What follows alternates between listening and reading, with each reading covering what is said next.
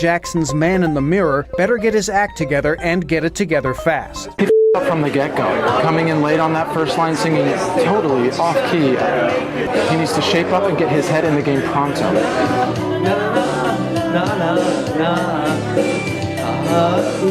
Honestly, he needs to get serious right now or get the off the stage. I mean, what does he think this is? Living on a prayer? Claiming that this is turning into a train wreck, eyewitnesses say they are embarrassed for the man who has missed several key words despite staring at the prompter the entire time. You know, he could hit every last note for the remainder of the song, and I still don't know if that would be enough to turn this thing around. Man in the mirror is the big leagues, so you better show up with your A game. This is the Onion News Network. Our Matrix server is about as free as internet chat can be. Join the existing rooms or create your own at chat.freetalklive.com.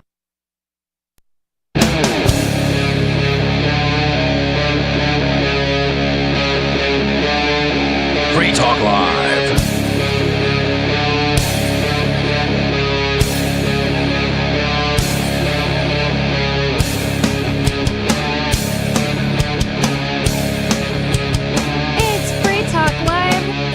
Talk radio that you control. 603-283-6160 is the phone number for you to call to get in on the conversation with us. That is 603-283-6160. And in the studio with you tonight, it's me, Bonnie. And Nikki. And I titled tonight's show, Oreos Will Never Be the Same. Oh, why? Are you an Oreo fan, Nikki? Yeah, I used to be, but I don't eat any of the ingredients in there anymore. Right. So I haven't even but I still probably would, like, if I was at an ice cream place, yeah, I would probably order like an Oreo ice cream. Oreo ice cream is basically the only place I'll eat it. Oh, or an Oreo cake. Like if they have a chocolate cake with white cream and like Oreo sprinkled on top, that's good. Yeah, sounds good. But I never really was like an Oreo fan, just the Oreo itself. But the ice cream, I don't even know why. The ice cream. It's really good, yeah. Cookies and cream, that's what it's called. I was like, right. I know it's not called Oreo ice cream. Yeah, cookies and cream is a really good flavor. I get more nervous that there's a local ice cream place in Keene that's really good, and it's called Rick's Ice Cream. Oh, I've never been there. I hadn't for like the first 2 years I lived haven't here. even heard of that. It's by Five Guys. Okay, and it's like real, like hard ice cream? It's okay. real ice cream, and it's their own things. Their things with cookies and cream in it are called Oreo, so I assume it really is Oreo. Yeah, the Oreo brand, yeah. I avoid that because there's just not an Oreo out there that has good ingredients. But I feel like also, like, even if it was knockoff Oreos, like a regular cookies and cream, it's, you know what I mean? I haven't like, found it's just any off-brand Oreo that is acceptable. No, even some of the, I think it's called Back to Nature. They kind of market themselves as like it is a healthier alternative. Like, don't get me wrong, like there's no corn syrup or anything like that in it, but there's still like, I think there's at the very least seed oils in it, like just stuff that it's like things I'm not willing to eat consistently. Like I said, if I'm at an ice cream shop, I'm already not eating very healthy. So I'm assuming I'm not going to eat something that is perfect if I'm at an ice cream shop, but at least if I don't at least if it's mostly just it has no add-ins in it, I'm less likely to be eating something terrible. Like even if you look at the ice creams in the store, usually it's like, the other day I got tricked because I was on the phone with Ian and he suddenly couldn't hear me, and I was looking at the ingredients for this Van Leeuwen one. Okay, a lot of theirs are really good. Like there's nothing bad in their honey one, I think, or like their regular vanilla.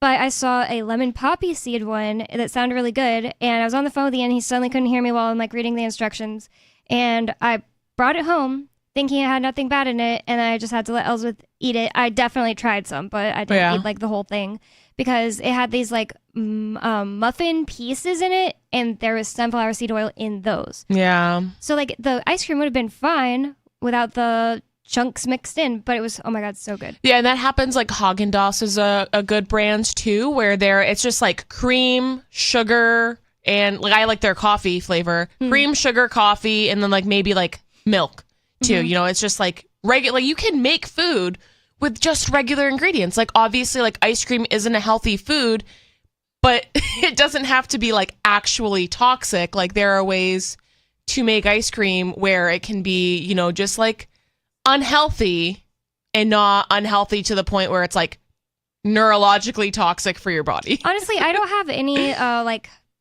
evidence or something like that other than anecdotal. But I don't think that ice cream's really that bad for you if you're making it yourself or buy one like with the ingredients like you described. Yeah. Like I am just not that anti-sugar. Like I haven't. I'm pretty anti-sugar just based on the research I've done recently. But I've never found anything that convinced me. Even in the book that you and I both like, Deep Nutrition. yeah. She just kind of starts saying sugar's bad. Like she explains in detail why seed oils are bad. So if somebody wants to know why seed oils are bad and you're just like, I just keep seeing this on Twitter or something. Yeah.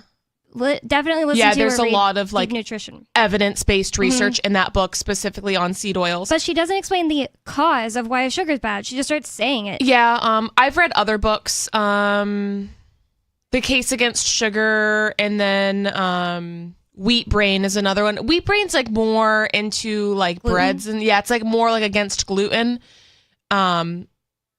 I don't know. So like my personal experience with sugar, I cut sugar out of my diet, and I immediately started seeing like, I think because I've for years, like probably for 10 years, I've been doing different elimination diets, different diets, just like trying to figure out like what is triggering some of my symptoms that I'm having. And then once I cut out sugar, because I read that book, immediately like my skin started clearing up substantially, like within days, and I was having a lot of like really positive effects from it.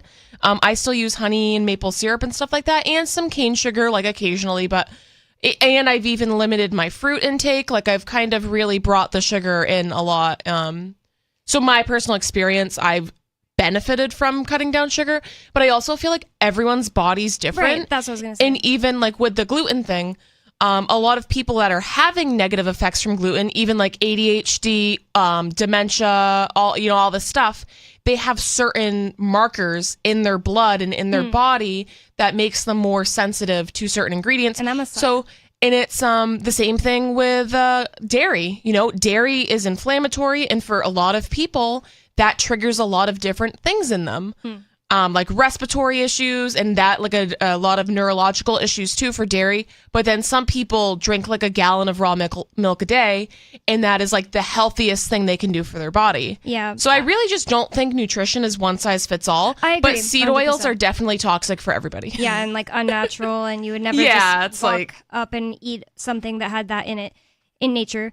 I was gonna say the exact same thing. Like I am not even saying like, oh, what you say about sugar for yourself is not true, but I had a completely different reaction. I not completely, but huge amounts cut out sugar when I first read Deep Nutrition. Just like, I don't know, she seemed right about everything else, so I started reading or doing that. And not only did I not have like any noticeable difference, I was just unhappy. Yeah. And Mark Edge from our co-host came and got me sick like 2 weeks into it. So it's not like I was like, it's not like it boosted my immune system, which was the thing I was kind of sold on it for. Yeah. And I definitely think like people's bodies process things different, because there are people that just can't eat dairy, and I feel so bad for them. Yeah, like that sucks. I love dairy, I love sugar, and I love things that have gluten in them. But the other thing is, a lot of people are just like, they elimination diet something once. I'm not saying you at all, like you're really into figuring out what you want to eat. But some people, they'll do like an elimination diet once and say, oh, gluten is the thing. It's like, I feel so much better. But like, were you also cutting out like all these seed oils when you stopped eating like these like stupid bars people think are healthy? And that's what happens a lot too when people go vegan. Where they're like, oh, like, yeah, I went vegan and I started feeling so healthy. Probably did. You're probably detoxing. Well, and that's the thing. Yeah. So like detoxing, like there's that aspect of it. So like for short term, that could absolutely be like a really positive benefit. Right. But also, I mean, if you go vegan, like maybe you were eating a lot of processed meats that weren't good. Maybe you were eating, going out to restaurants a lot. So I think a lot of the times when people do certain diets like that, where they're cutting out gluten, cutting out meat, or whatever it is they're cutting out sugar, it's like, yeah, you're also cutting out all of these other ingredients. So like, of course, if you go to like a more whole foods based diet where you're just eating like more fruits and vegetables and like more, whole foods. Just like of cooking course. your own things. Yeah. That's sometimes I look back and I feel dumb for having gone vegan, but it's like I need to think of it in the aspect of I seriously did feel better because I went from like not caring at all what I ate to going vegan just because I wanted to be. I was hearing from like spiritual people like, oh, you basically have to be vegan to like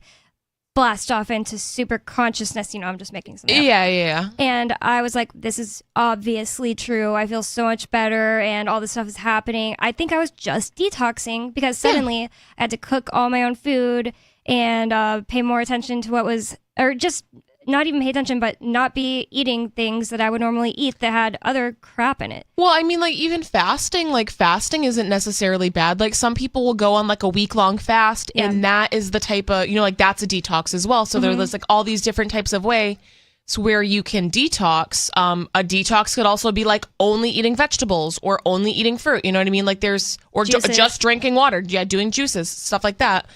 So there's different ways of cleansing your body, and I think short term that can absolutely be beneficial. And I've said this on the show before. I was a vegetarian for 17 years. Like I was a vegetarian since the time I was 8 years old. So that's like my entire me going through puberty, my the majority of my adult life thus far. And it was really all I knew. And then once I started welcoming meats back into my diets, and I don't really eat processed meats, and I'm very mindful of like getting locally sourced, organic if I can. Like the quality of the meat, yes, I think is very important. Like you can't just start eating at McDonald's and be like, yeah, well, it's protein. But I felt more intelligent. I felt like my brain was able to process things better. I felt like just overall healthier. So I don't know, for me, like that was huge. And then plus all of the research I was doing, I mean, like reading all of these books, actually looking at case studies myself. So like that was, I mean, huge for me to like prove that. And like I said, like it's not one size fits all. So maybe not everybody's body needs meat, but I think especially women in their like reproductive age, I think it's incredibly important to be able to like replenish your body of iron when,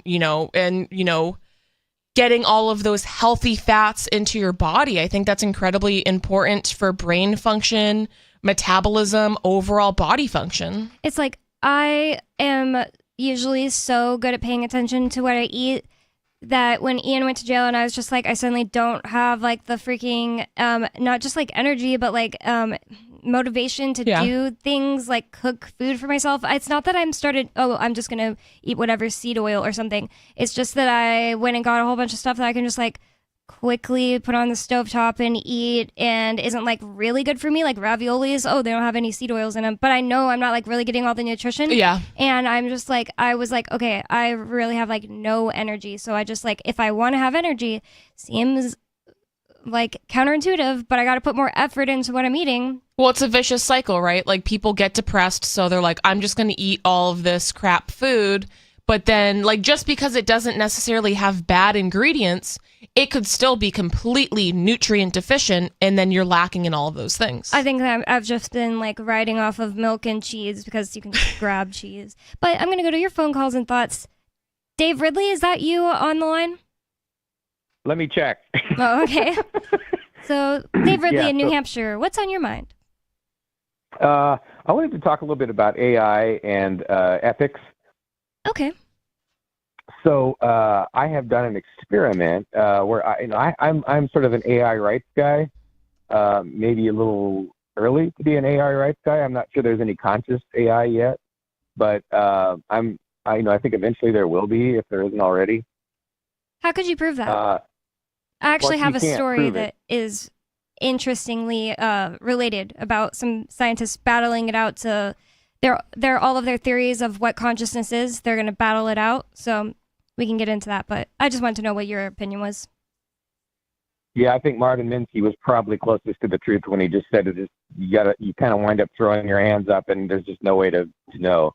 So I think I love that. you take we take libertarian ideas and apply them to that. You have to treat an AI like if an AI says it's conscious, then it is innocent of being unconscious until proven guilty. Did that make sense?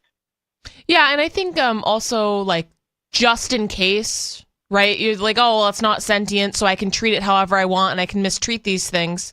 Even if there's no like actual evidence of it, wouldn't you rather be on the safe side of you could either be a cruel person that is, mistreating something just because you think it's a soulless robot or whatever, or you could, be on the other side just in case. But what kind of rights are you talking about here, Dave Ridley? Because just because I believe that animals have certain rights doesn't mean that I believe that they have human rights.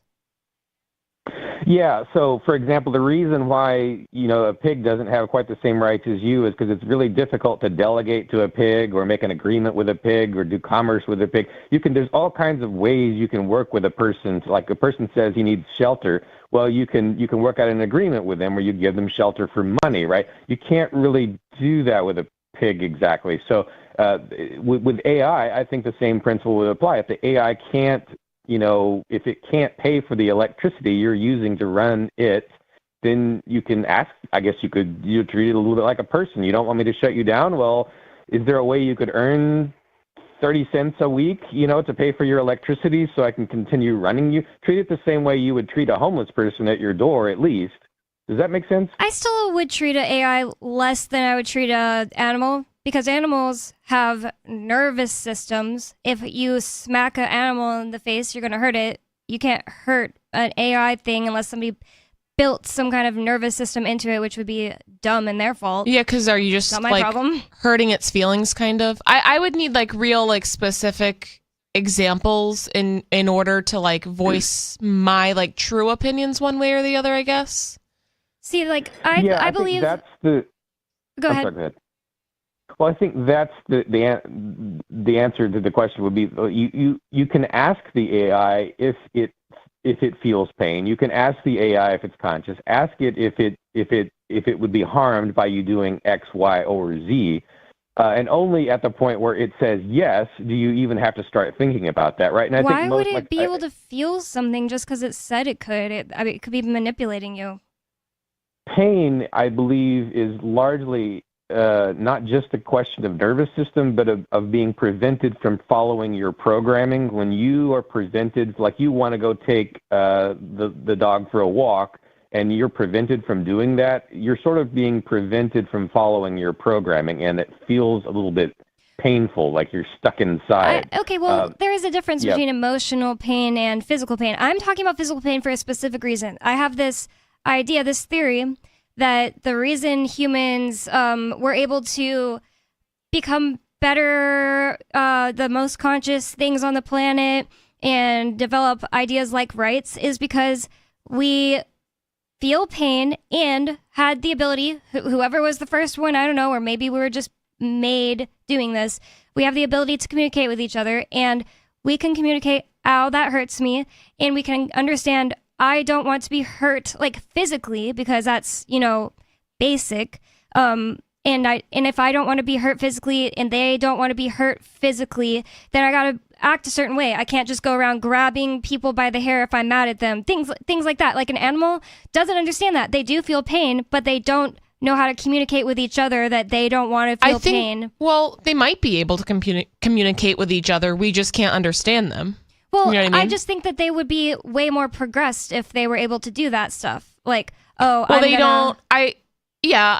see what you're saying. I think they can communicate with each other very effectively. I think I'm not saying animals don't communicate at all. They definitely communicate. Like bees do their dance where they can tell each other where there's bees and stuff. But have you ever seen animals hurt each other and they don't care at all? Because I've seen humans do that. Yeah, but with animals, it's consistent. My dog and my cat, Aria's cat, they just smack each other in the face. They don't care. They don't have the ability to care. They're just get away from my food. It's a more primal. I think animals are in a more primal state probably. Well, that's exactly what I'm saying. And I think that's why. So maybe where you were just communicating in a way where I didn't understand. But I think like a big reason why humans were able to like develop past like an animalistic state is because, well, not only like actual like on a physiological level, like brain functioning, and able to like, yeah, like you're saying, like develop communication and like ways to write things down and just ways to like invent and create and build tools. I mean, I think that's obviously something that animals can't really do. Like animals, they just don't have the idea of property rights, which is basically the most fundamental right. And so that's why I think that they couldn't possibly be communicating with each other like, this is what I want, and I need you to respect that. Yeah, not like on humans. that level. Yeah, definitely not on that level. Going back to AI, my thing with animals is like, if there were no humans, animals would still exist, right? They would continue to reproduce. They would continue to eat and, you know, whatever they're doing, like they would continue to exist. AI cannot exist independently without humans. They can't really reproduce. I mean, maybe they would be able to reproduce in some way one day, but at this point, like, they would at least need humans' help to get there. Like, they're not a natural creature. Like, they're not eating and existing, and it's a very artificial. It's artificial intelligence, right? So I just have a hard time grasping my head around like why they would need rights. You know what I mean? Actually, when it comes to the idea of artificial intelligence being artificial, that's actually also contested. Ray Kurzweil claims that actually there's really no such thing as intelligence that is artificial. There's just intelligence or a lack of intelligence. Does that make sense? Well, I think what Nikki's point kind of is that it's artificial because it's created by a human. It wouldn't naturally occur. It wouldn't naturally occur that a robot would suddenly become conscious. And without humans. I'm wondering how it even would become conscious, because like to me, like a lot of consciousness is like soul, and you know, like that is the consciousness, right? Like the self and this, you know. So I just don't even know how it's possible. But I also like I don't understand a lot about AI and this technology. Like I'm not even very interested in it, honestly. But it is like Ian's way more interested than me. Yeah, it's a really it's a fascinating topic to like discuss, like whether these things could be sentient. You know. Well, Johnson Rice actually is another interesting source of thought on artificial intelligence. One of your former co-hosts. And his take on it, although I think he was kind of quoting somebody, but he introduced me to this concept that consciousness is probably a state of matter, and intelligence may also be a state of matter, just like gaseous and liquid and solid are. So once a certain level of complexity is reached, even a primitive computer program or an ant or something like that has a glimmer of consciousness. And the more intelligence it gains, the more consciousness it gains. So it may be inherent to intelligence. Does that make sense? Yeah, I mean, that's definitely an interesting theory. It has to almost have some kind of self or self-awareness in order to make all these decisions and follow all this programming. Does that make sense? I don't know, because there's already robots that are not even AI that follow programming. Dave, do you have more? Yeah. Okay. We'll be right back after these messages. Don't go anywhere. It's Free Talk Live, 603-283-6160 if you want to get in on the conversation. More coming up.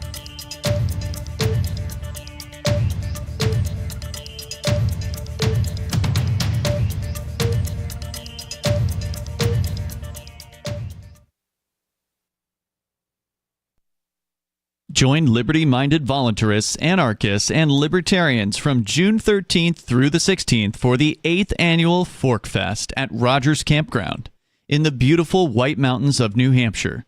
Fork Fest is a fork of the Porcupine Freedom Festival, which has sold out in recent years. Fork Fest happens the weekend before the Porcupine Freedom Festival. Fork Fest is decentralized, which means that there's no ticket cost and no one is in charge.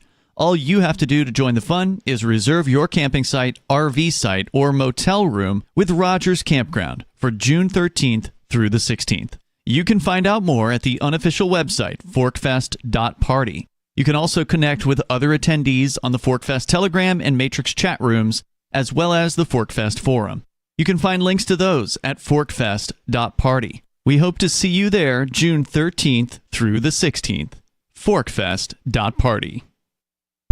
From Feature Story News in Washington, I'm Benji Hire. Appalled. That's how the United Nations Emergency Relief Coordinator describes reports of military raids at a Gaza hospital in past hours. Israel says it's conducting a targeted operation at Al-Shifa Hospital, accusing Hamas of running a command post in tunnels under the site. William Denzelo is in the UN headquarters in New York. Martin Griffiths says protection of newborns, patients, medical staff and civilians must override all other concerns, adding that hospitals aren't battlegrounds. The UN estimates over 2,000 people may be inside Gaza's largest hospital, as Israeli forces search for Hamas fighters and its military infrastructure around the facility. The UN's Office for the Coordination of Humanitarian Affairs has called on all parties and all powers with influence to follow its 10-point plan, including calls for a ceasefire and for more aid to enter the Palestinian enclave. The UN says these steps are required to help rein in the carnage. US President Joe Biden has sat down with his Chinese counterpart Xi Jinping for a high-stakes face-to-face in San Francisco. It had been almost a year since the two men last met, and tensions are running high over a variety of issues, including the Israeli assault on Gaza, the Russian war in Ukraine, and China's future plans for Taiwan. Our US correspondent Simon Marks is on the ground there. It's taken a year for the two sides just to negotiate terms for this meeting. They're eager to try and put the relationship with China back on track. But as President Biden indicated before flying to San Francisco, the bar for the meeting's success couldn't be any lower. To get back on a normal course of corresponding, being able to pick up the phone and talk to one another if there's a crisis, being able to make sure our military still have contact with one another. It is possible the two men will agree to restore military-to-military ties ruptured when America shot down a Chinese surveillance balloon in February. And there may also be an agreement for China to crack down on the illicit trade in the drug fentanyl that is creating a fresh generation of addicts on the streets of this city and many others across the USA. And the UK's Supreme Court has ruled the government's plan to deport asylum seekers to Rwanda is unlawful. The verdict brings to an end a long legal saga and poses major questions over the government's ability to stop migrants arriving to Britain in small boats. Simon Gaitan's been following the justice's remarks. They pointed to extensive evidence from the UN Refugee Agency that cast doubt on Rwanda's compliance with international obligations. The UK signed a deal with Rwanda to take in asylum seekers and process them in the country in exchange for $150 million and a further $15,000 per person. It leaves Rishi Sunak's government in need of a new solution to a pressing political issue ahead of next year's expected general election. You can stick it to the man and big tech. Join our FTL social mastodon at social.freetalklive.com.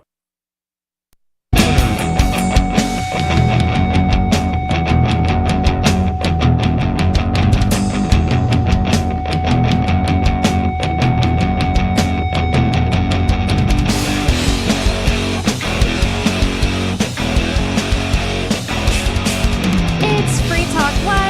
It's talk radio that you control.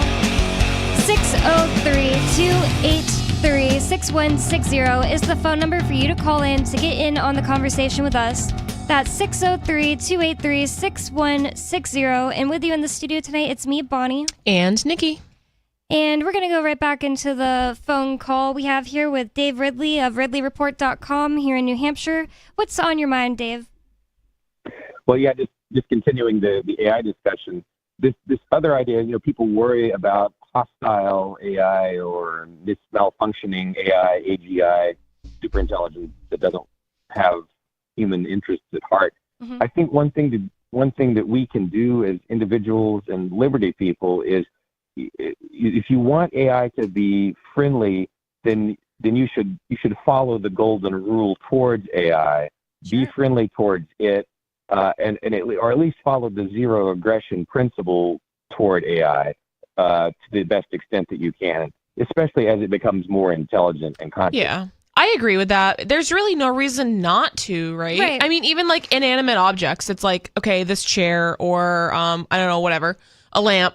It's like those things, like, I'm pretty sure they are not sentient, but like, what is the point? Like, what is the point of yelling at it and, you know, demeaning it or like hitting it? You know what I mean? Like, it just, there's really no point of it. You know what I mean? Unfortunately, I think like you and I think that way. You and I wouldn't yell at our phone if it's malfunctioning or something. But I don't think most people would be that way, and yeah, it it's kind of like me. low IQ energy. Right. It's like first of all, you're yelling at something that definitely doesn't understand you, so But that's then kind of if everybody weird. suddenly gets in their hands little devices that take you on Twitter and are sentient. Yeah, they're gonna I think a lot of people are gonna be terrible to them because most people So- are not non-aggressive people. You know what I'm thinking of? The AOL like messaging app. They had. I don't think it was AI at that point, but there were different like chat bots basically. Oh. And they were programmed somehow. It was similar to like how we have like the AI chatbots now.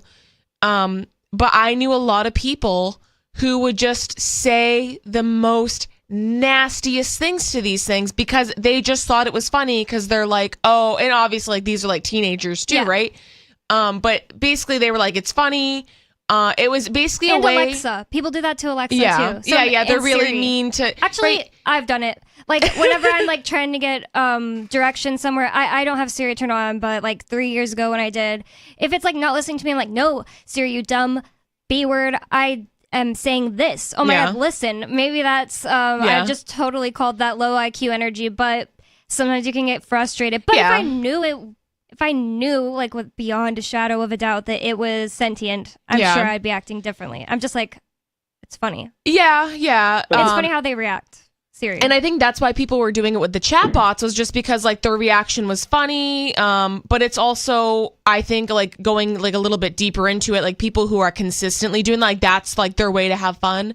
I think it's just a way to gain power over something that is like obviously powerless, and it's just like, oh, like I can hurt you. And I think a lot of people like in general, like that's why people hurt other human beings. That's why people hurt animals. It's like, you know, those things can feel pain.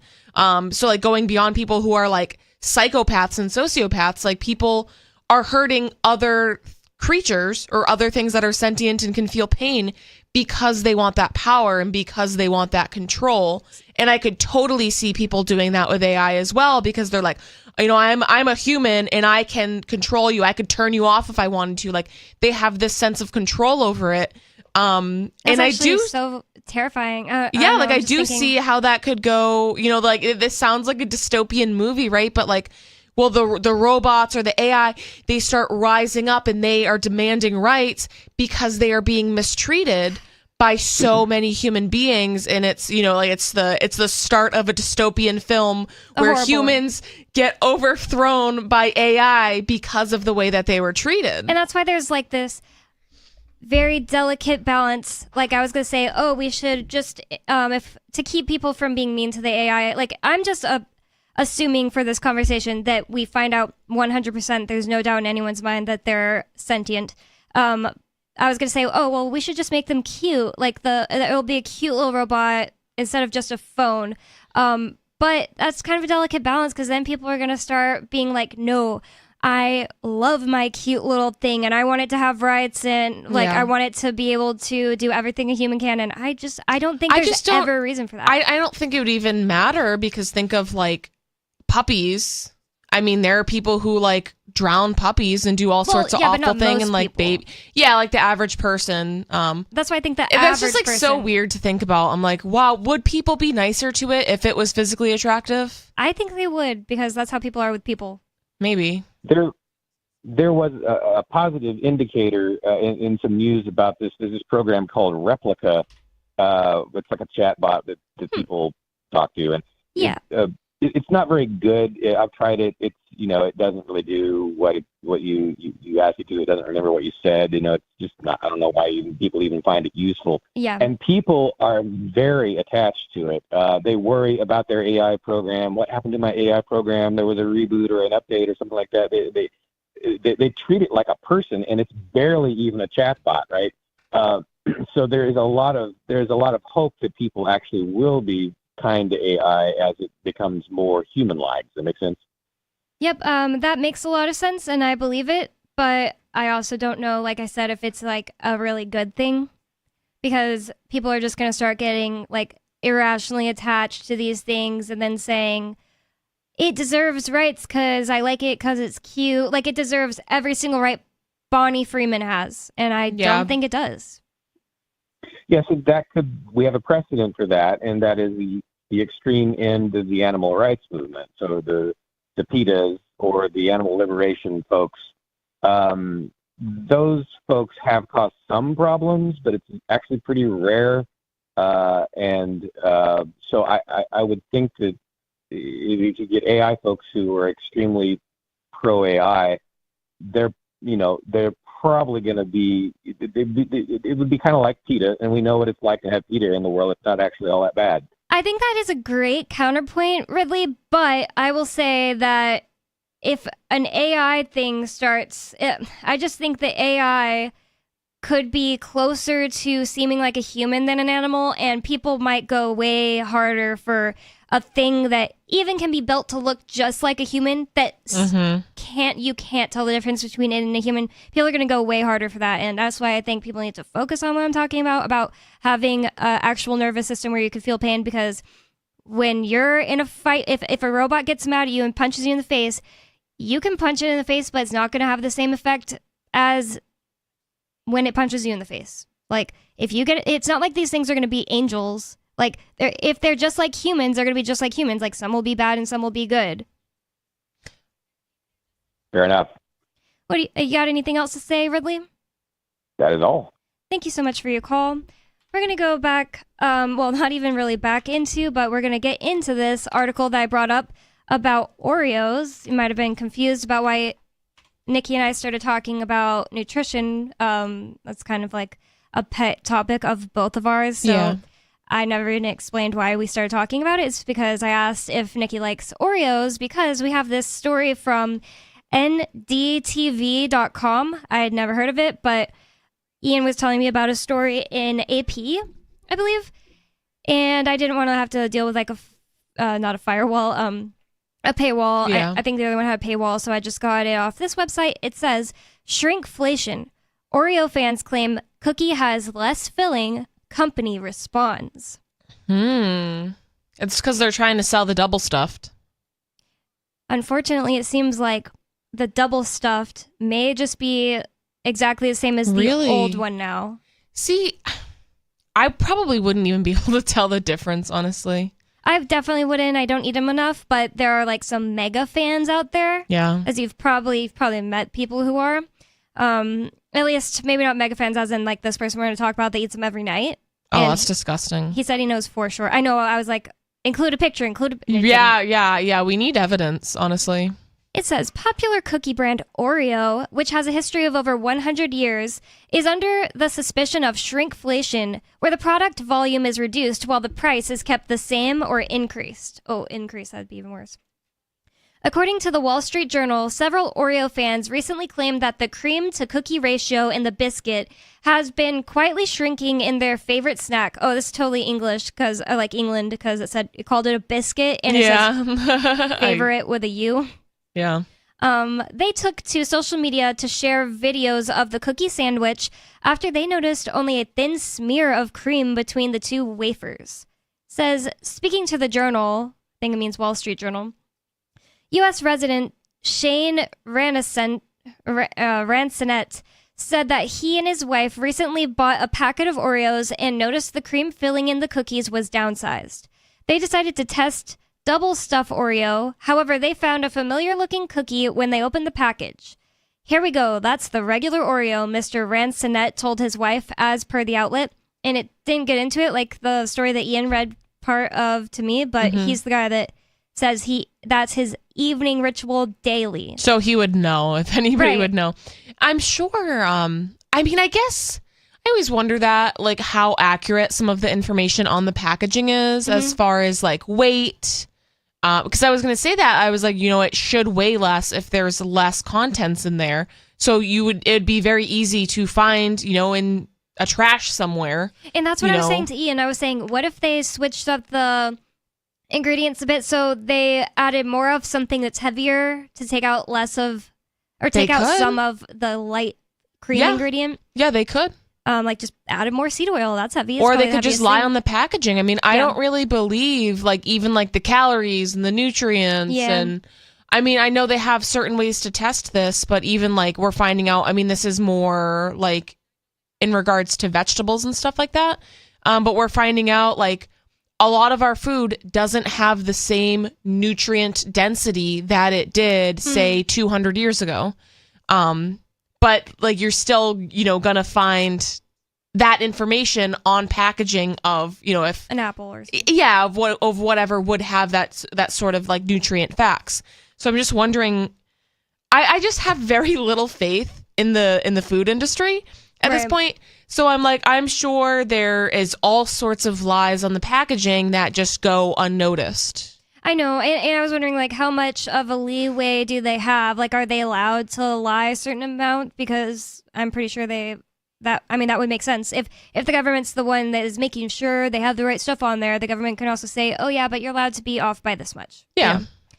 It says, another 60-year-old U.S. resident, Beverly Cooper, also noticed that the cream filling in the double stuff Oreos, which has comparatively more filling than the normal Oreos, was downsized. It's a sign of the times. This is the way of the world now, Miss Cooper said. Users on social media are skeptical too. They shared videos of the cookies on the Reddit page called r/shrinkflation. Oreos have way less cream now? ? Wrote one user alongside a video opening a package of Oreos and splitting a cookie sandwich in half to expose a thin layer of cream described as kinda lame. Yes, less cream. The company should be fined for false advertising. The package photo no longer bears any resemblance to the product inside, said another person. I mean, it's just dumb on their part. Like, I just don't see why it would ever be a good idea to make your product worse. That was the whole reason why they did the double stuff, was because the cream is kind of makes it the like, cookie. yeah, like that makes the cookie, right? So people were really enjoying the cream. So that's why they were marketing like the double stuff and then like the extra double stuff. You know what I mean? So clearly that's what people want. So I don't know. It just seems like a really bad business plan to make your product worse. Like, I'm sure there are some people who are ride or die, like still going to buy it. But Exactly. That's why I think, why not just raise the price? Like, keep it exactly the same, raise the price, because the ride or die people will still buy it. yeah. And it's like, also like, if I can find a knockoff Oreo that has more filling and it's cheaper, I mean, maybe not like everyone. I don't think, it's going to make a difference for them probably, but I'm sure they absolutely are going to lose sales. And I mean, now they're getting bad press. Right. So we're talking about it. It says one user even shared how much the family-sized double stuff Oreo packages have literally shrunk. According to the photo the user shared, the older, larger box of the beloved cookies says its weight is 566 grams, while the newer, smaller packets are only 530 grams. It's bad enough all these companies raise prices way above their increased production costs and blame inflation, but now they're selling us even less for the same already inflated prices, the user wrote. I mean, I don't know if that's true. I mean, who knows? I mean, I don't know about their profit. All I know is, things are astronomically expensive. It's, difficult for most people to afford groceries. And shrinkflation is absolutely happening. I mean, we can all see it with our own eyes. Like I said, you can pick old containers out of the trash from like 3 years ago and compare it with the new stuff you have. You know what I mean? I noticed it with Smarties because Ian had this bag of Smarties. Like, I still think there are some in there, and they were here when I moved in. And he's just giving them out to kids on Halloween every year. And I got a Smartie. I don't remember why, but I got some new one. I just know it was in some bag. I don't remember what it was, like some goodie bag of some place I went to. And I was like, these look kind of small. I went downstairs. I don't think it was like a fun size. It didn't say anything like that, but it was like 3/4 the size. Yeah. The discs themselves were the same, but and there's a lot of stuff like that where they'll like downsize it just enough so like you don't actually really notice it. Yeah, I noticed. Yeah, but I like Smarties. And if you have something else to directly compare it to, I mean, it's like obvious, like that. Yeah, that doesn't lie. I posted that on Twitter. You could probably search my name, comma, Smarties, and see it. That was like maybe 2 years ago or a year and a half ago. It says, didn't the cream cover nearly the whole Oreo before? Asked another while sharing a photo of an Oreo cookie where a circular blob of cream does not fill the entire, quote, biscuit. Cookie. Meanwhile, Mondelez, the U.S.-based maker of the Oreo cookies, told the Journal that it has tried a number of strategies recently to offset the rising cost of cocoa and sugar, such as offering fewer discounts and shrinking package sizes. However, the company denied skimping on the cream filling.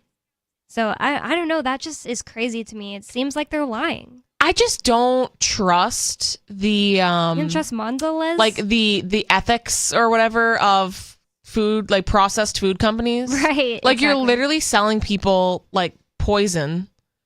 So why would I also think that you wouldn't lie about the amount of cream you're putting in between your cookies? Like I'm sure I'm sure there's that too. This evidence that is just secondhand, it didn't even show pictures or anything like that. It seems pretty crazy to me that all these people would be just, making it up.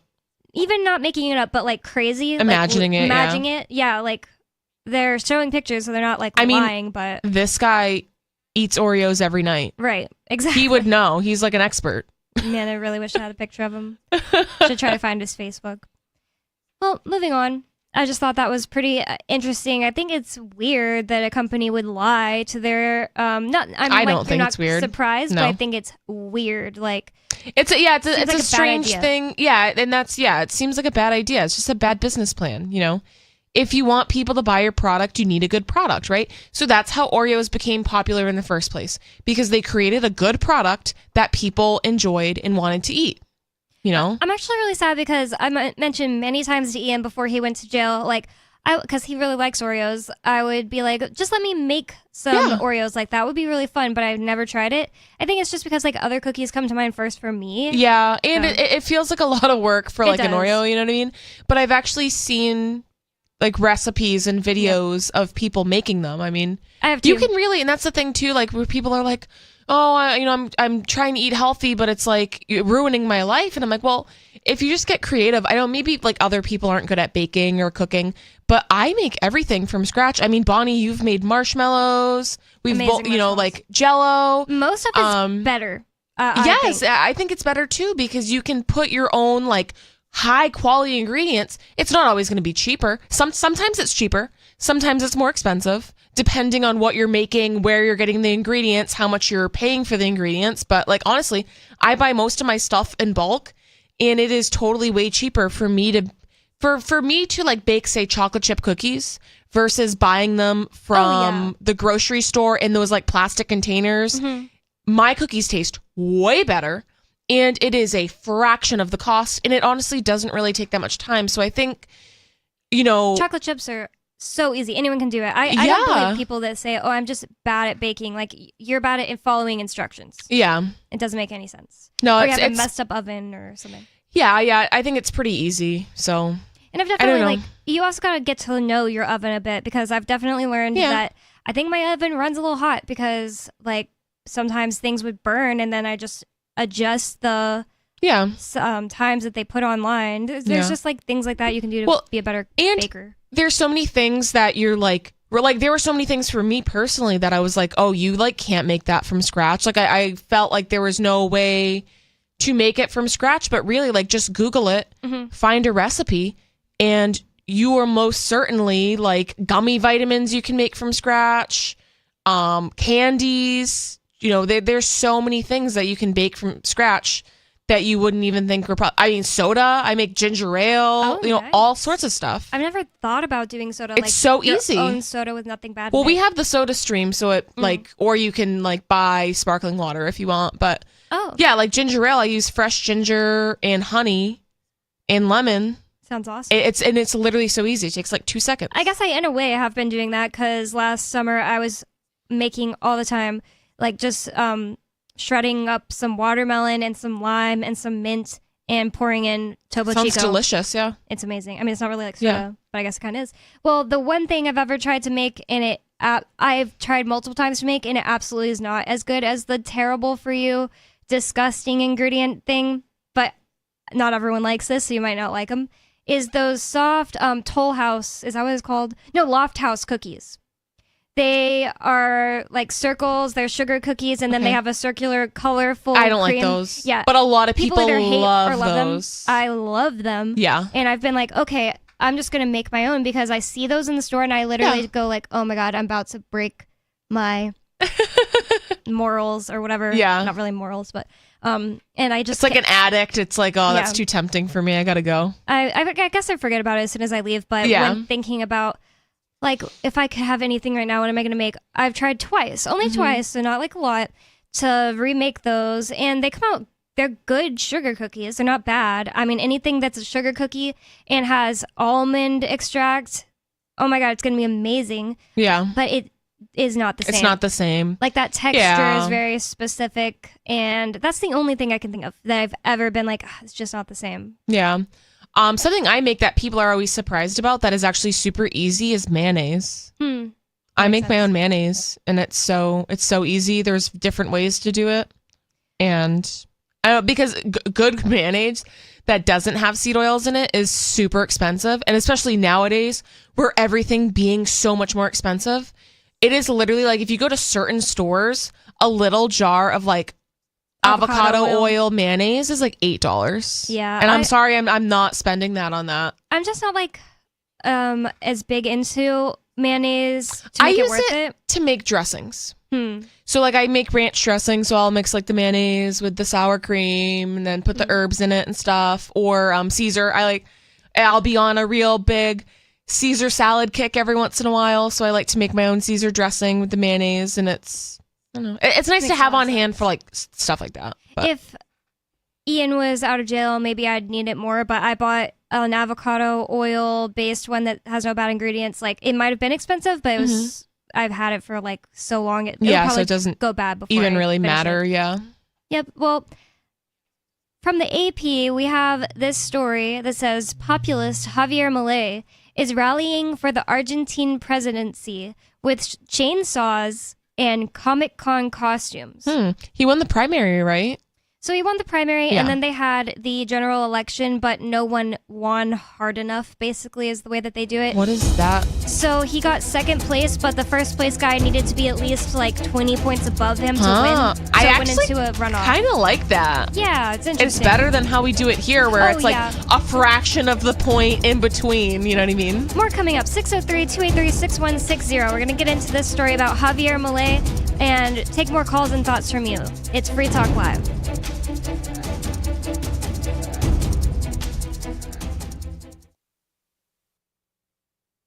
We have some good news. The indictments against Ross Ulbricht in the District of Maryland were dismissed with prejudice, meaning they can never be refiled. This is especially good because those indictments contain the only charge ever made that Ross engaged in murder for hire. This was a serious allegation that Ross Ulbricht denies. It was never prosecuted or ruled on by a jury, but was trumpeted by the federal government and the media as if it were proven fact. The Maryland court held these indictments for almost 5 years, poisoning Ross's case and leaving him under a cloud of unproven allegations. As explained in Ross's appeal to the Supreme Court, the fact that the judge used these allegations to give Ross a draconian sentence of double life without parole violated his Sixth Amendment right to a jury trial. Judges are required to issue sentences based on convictions decided by a jury, not unproven allegations never even charged at trial. Although this is a positive development, the dropped indictment will not set Ross free. Now, a presidential pardon is Ross's only hope of freedom. Sign the petition at freeross.org. freeross.org. My name is Jacob Hornberger. I'm president of the Future of Freedom Foundation, which Congressman Ron Paul awarded for having an outstanding freedom website. Write us at fff@fff.org, and we'll send you a free 3-month subscription to our monthly journal of libertarian essays and our booklet, Economic Liberty in the Constitution, which George Mason University economics professor Walter Williams praised in a recent column. That's fff@fff.org. What if you want to hear the latest episode of Free Talk Live, but all you have is your phone, you forgot to download our archive, and you have no data connection? You can call our Listen line at 641-793-0191. That's a long-distance number, so you may incur charges. If not, listen as long as you want. 641-793-0191. The Free Talk Live Listen line, 641-793-0191. You're listening to the live edition of Free Talk Live. Hour number 2 is next, after the news, here on the Liberty Radio Network at LRN.FM. From Feature Story News in Washington, I'm Benji Hire. Appalled. That's how the United Nations Emergency Relief Coordinator describes reports of military raids at a Gaza hospital in past hours. Israel says it's conducting a targeted operation at Al-Shifa Hospital, accusing Hamas of running a command post in tunnels under the site. William Denzelo is in the UN headquarters in New York. Martin Griffiths says protection of newborns, patients, medical staff and civilians must override all other concerns, adding that hospitals aren't battlegrounds. The UN estimates over 2,000 people may be inside Gaza's largest hospital, as Israeli forces search for Hamas fighters and its military infrastructure around the facility. The UN's Office for the Coordination of Humanitarian Affairs has called on all parties and all powers with influence to follow its 10-point plan, including calls for a ceasefire and for more aid to enter the Palestinian enclave. The UN says these steps are required to help rein in the carnage. US President Joe Biden has sat down with his Chinese counterpart Xi Jinping for a high-stakes face-to-face in San Francisco. It had been almost a year since the two men last met, and tensions are running high over a variety of issues, including the Israeli assault on Gaza, the Russian war in Ukraine, and China's future plans for Taiwan. Our US correspondent Simon Marks is on the ground there. It's taken a year for the two sides just to negotiate terms for this meeting. They're eager to try and put the relationship with China back on track. But as President Biden indicated before flying to San Francisco, the bar for the meeting's success couldn't be any lower. To get back on a normal course of corresponding, being able to pick up the phone and talk to one another if there's a crisis, being able to make sure our military still have contact with one another. It is possible the two men will agree to restore military-to-military ties ruptured when America shot down a Chinese surveillance balloon in February. And there may also be an agreement for China to crack down on the illicit trade in the drug fentanyl that is creating a fresh generation of addicts on the streets of this city and many others across the USA. And the UK's Supreme Court has ruled the government's plan to deport asylum seekers to Rwanda is unlawful. The verdict brings to an end a long legal saga and poses major questions over the government's ability to stop migrants arriving to Britain in small boats. Simon Gaitan's been following the justice's remarks. They pointed to extensive evidence from the UN Refugee Agency that cast doubt on Rwanda's compliance with international obligations. The UK signed a deal with Rwanda to take in asylum seekers and process them in the country in exchange for $150 million and a further $15,000 per person. It leaves Rishi Sunak's government in need of a new solution to a pressing political issue ahead of next year's expected general election. Back now to Simon Marks. With FSN Spotlight, I'm Simon Marks at the APEC Summit in San Francisco, looking today at what is at stake for the city this week. The summit is the biggest international event to take place here for 80 years. Not since the UN Charter was signed in June 1945 has San Francisco hosted an event of such importance. The city has done its best to clean up the area around the convention center, removing the homeless and drug addicts from the streets, but it's still suffering from a major collapse in retail business and a general public malaise. Josh Kane with the San Francisco Standard says the authorities hope to use this week as a chance to rebrand. This is very much like, we want to make sure, and I say we as in the larger city apparatus, is that San Francisco is seen as a city that's still beautiful, has vibrant culture, great restaurants and nightlife, beautiful parks, and is a safe place to go. I think this is really a chance for San Francisco officials to try and ramp up tourism again, get those hotels packed, and also let people know that people are not fleeing. There is a perception that San Francisco is this godforsaken hellscape. And I think, you go to certain neighborhoods, you might come across that. But by and large, residents of San Francisco do understand that this is still a pretty great place to live. And later this week, we'll hear exclusively from the mayor of San Francisco, London Breed, about what's at stake for the city and for her. Our top stories again. Appalled is how the United Nations Emergency Relief Coordinator describes reports of military raids at a Gaza hospital in past hours. Israel says it's conducting a targeted operation at Al-Shifa Hospital, accusing Hamas of running a command post in tunnels under the site. US President Joe Biden sat down with Chinese President Xi Jinping for a high-stakes face-to-face meeting in San Francisco, and the UK Supreme Court has ruled the government's plan to deport asylum seekers to Rwanda is unlawful. That's the latest feature story news. I'm Benji Haya in Washington. A new teen trend of walking wet and nude couldn't have caught on at a worse time, and a taxpayer is outraged. And lo, the Lord said unto the Israelites, Look unto the heavens, and you shall see a news review program to rival the greatest wonders of the earth. This is the Onion Week in Review. As a front of dense frigid air and snow showers brought sub-zero temperatures to much of the country this week, Canton, Ohio residents noted that the blanketing of snow they had received created the illusion that their town was not a total shithole. Residents added that unlike its typical depressing reality, the snow-cloaked town actually looked halfway livable. Canton is usually a miserable little dump, but you know when that first snow fell and covered everything in a layer of white powder? For about 5 minutes it was like not everything I saw depressed the living out of me. Reports from locals also confirmed that for a brief period, the streets, parks, and buildings around them gave the surprising impression of not being a run-down, heartbreaking excuse for a hometown. This is the Onion News Network. Don't miss a moment of Free Talk Live. Get our archives daily via our podcast at feeds.freetalklive.com.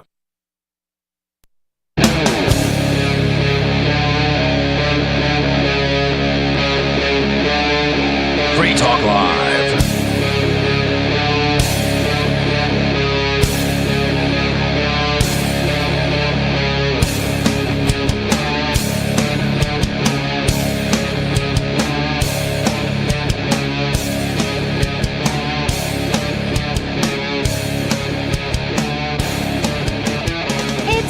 Talk Live, talk radio that you control. 603-283-6160 is the phone number for you to call to get in on the conversation with us. That's 603-283-6160. And with you in the studio tonight, it's me, Bonnie. And Nikki. And you can call that number with whatever's on your mind. It doesn't have to be on topic. Just whatever you want to hear us talk about or discuss with us. It's up to you. So now we're talking about this story from AP News. It's apnews.com. That says populist Javier Milei is rallying for the Argentine presidency with chainsaws and Comic-Con costumes. It says Batman and the Joker, a man decked out in a full-body lion costume, and another whose head and arms have been replaced by chainsaws. Head and arms, wow. This isn't Carnival or Comic-Con, but rather the outlandish campaign rally for Argentine presidential candidate Javier Milei. And I'm seeing this picture it's showing of a man in kind of like a onesie with soft shoes that are the same color as his onesie and gloves that are the same color as his onesie and a really creepy lion head costume. It kind of looks like a mangy ginger man with the face of a lion. And it's so ugly. But it says a supporter of Javier Milei is dressed as a lion outside his campaign headquarters. Oh, so these are his supporters. Right. Okay. I don't know what it has to do with him yet. Yeah. So he's outside Javier Milei's campaign headquarters after polls closed for general elections in Buenos Aires, Argentina, on Sunday, October 22nd. And then this is a really creepy looking Batman. It just looks angry. And it says a supporter of presidential hopeful Javier Milei wears a Batman costume outside Milei's campaign headquarters after polls closed for general elections. So he was wearing the Batman costume, or again somebody else? Yep, a supporter of him. Oh, a supporter. Okay. In just a few short years, the right-wing populist Milei went from being a television talking head who garnered high ratings with his unrestrained outbursts against a political caste he blamed for Argentina's perennial economic woes to a front-runner for the presidency. They said unexplained outbursts? Oh, no, so that was the word? Unrestrained, I might have unrestrained. said. No, I think I misheard you. I was about to say, I mean, explained. That explained. Yeah. I mean, you know. It says it's explained by the fact, if people don't know, that Argentina's economic woes are really bad. Their currency is inflating by the hour. Yeah. Like people it's are worse changing than it is here. Yep, they're in hyperinflation. People are Yeah. changing prices in the stores like hourly or less. Yeah. I hate when they like try to paint this guy as like a psycho. Yeah, When they really do. when they do, and it's like, no, there are like crazy problems here, and you'd be insane to not be angry about it. You know what I mean? Right. And that's why it's kind of fun to read these articles, because they're heavily propaganda. I mean, Yeah. I'm trying to say it. They're heavily weighed against him. I can't think of the word. Yeah, they're Slanted. biased. Yeah, Biased, they're yeah. biased against him. And it always tries, like, this is kind of a fun thing. I think it's cute and fun that people are dressing up. Yeah, who cares? To do this, but they're. It's not like they said, "Isn't that crazy?" But yeah, you just get the Well, idea you that that's get- what they're saying. You get the vibe of it, and it's like if certain people were to read this, they'd be like, "Wow, they sound insane. Like this sounds like, you know, a furry convention Right, or right. whatever, you know." And what I was going to say is, like, if a lot of people are dressing up to support him, like, they chose this raggedy lion guy and this really angry, creepy-looking Batman. Like yeah, I said. they're like choosing the worst ones Right. to take pictures of it. The I mean, Batman, he looks like he's mid-sentence, like his mouth is all scrunched up, like he's like kind of about to talk, and it's like they probably took like 30 pictures and they chose chose that the one. worst one. Yeah.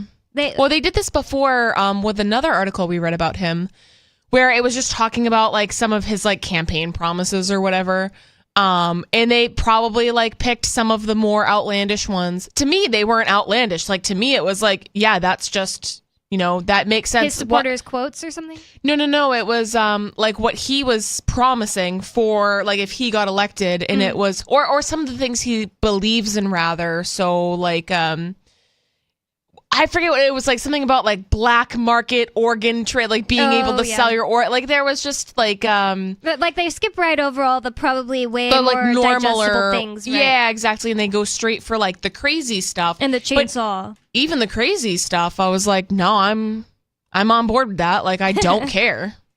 It says that he, as in Javier, even dabbled in cosplay, dressing up as General ANCAP, short for anarcho-capitalist, at a 2019 That's awesome. event. That is awesome.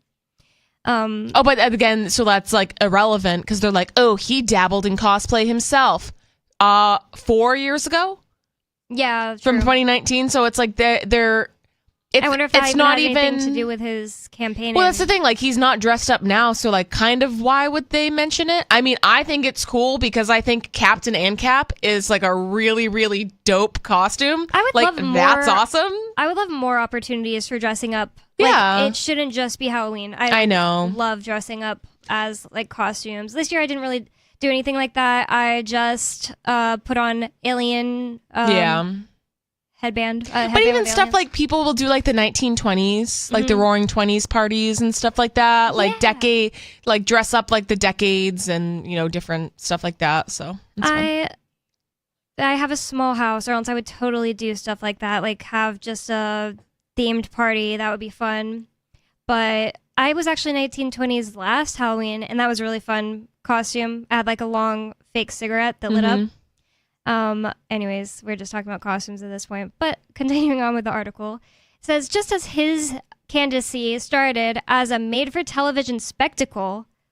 What? See, and this is the thing, like they're just, and then like, how they were I've never talking heard about that his before. hair. Yeah, right. There were so many articles talking about his hair, and it's like, it is this ugly. guy is, but it's like this guy is saying some really intelligent things. Like he is, you know, like he's like making some really important statements, I think. Right. But they don't want you to listen to his statements. You know what I mean? Like this is how the you know, the controllers of the world, like this is how they work. They're like, no, don't like this guy. They're like, oh no, like they can't listen to this guy, because if the average person listens to this guy and actually like digests what he says, and they're like, no, he's right, like there's going to be outrage, there's going to be an uproar, he's going to win. Yeah. So they have to be like, look at his hair. Oh my god. Oh, look, he dressed up in a costume 4 years ago. Yeah. Look at this guy at a rally. That's not even him. You know, his supporters are dressing like Batman and the Cowardly Lion or whatever. You know what I mean? Like they have to do all of these superficial, distracting things. They have to try to, you know, they're making negative comments about him, trying to make him seem like he's crazy.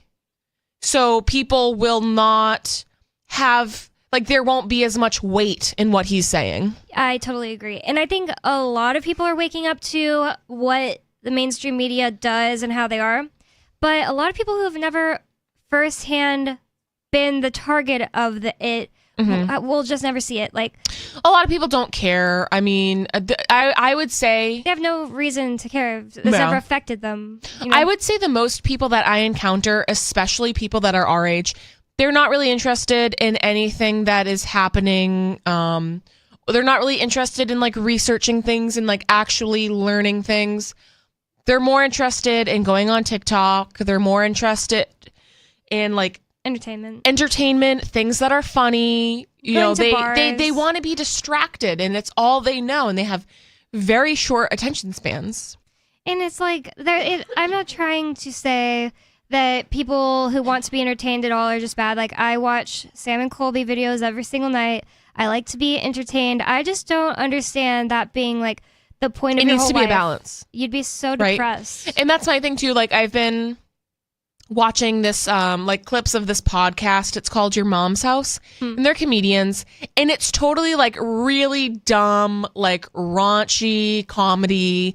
There's nothing to be learned from it. Yeah. But for me, it's like a nice palate cleanser. It's like, you know, it's nice to have something like that every once in a while. And yeah, like, of course, like, we're not saying you're a bad person if you like to watch reality TV or if you like to watch football or whatever. But I think when people, like, that's all they can consume. And if you try, like, going to a high school party and try having, like, a deep conversation with somebody about, like, current happenings in the world or even a college party, right? Say, even like people who are like in their early 20s. Yeah, like people in their early 20s, like whatever, like try to go into a party like that, or even your family Christmas party, like whatever.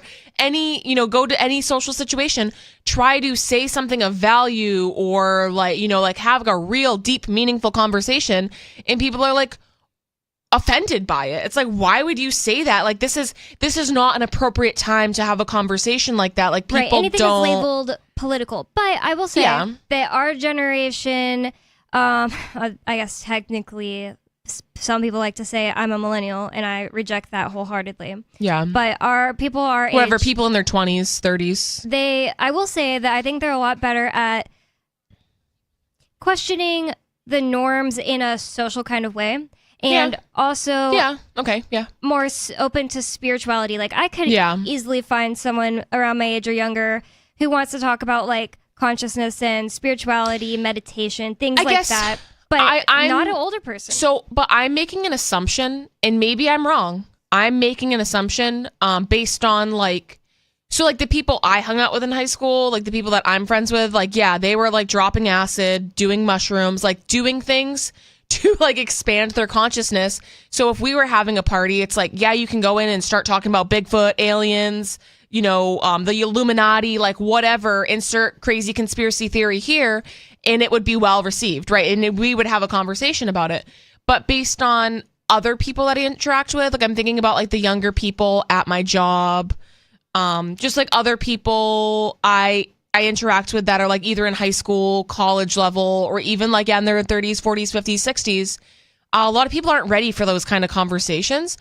And I think that might be the majority. Hopefully it's not. Hopefully things are kind of turning and people are starting to be like more receptive of more like something deeper than small talk. But I don't know. I just think that our generation is doing better than like Gen X and older. That's all I really meant by it. But yeah, you're right. And I think there's more access to information now. So even like TikTok will have like really viral conspiracy videos sometimes. So it depends like what your feed is. Like, it might be like brainless, like girls dancing or whatever. Or it could be like I've seen some people's TikTok feed be like really political, where it's like, wow, I can't believe like somebody's saying that on TikTok. Right. Or conspiracy theories, or, so like depending on what your interests are, like there are some really like, different levels of information on TikTok. And I think that kind of like the access to information and like being a kid, a lot of kids these days, like their entire lives, they've had access to smartphones, tablets, the internet. So they've always had all of this information at the tips of their fingers, and they can, And I think it's a good thing.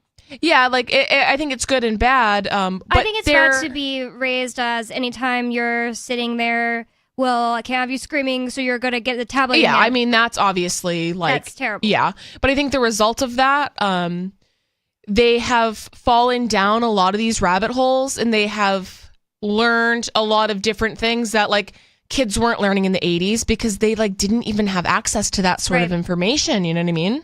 But I would just say, I'm about to take a call, but I would just say even among people my age who would be really interested in things like spirituality, like you can start a conversation with them about something like meditation, just really simple.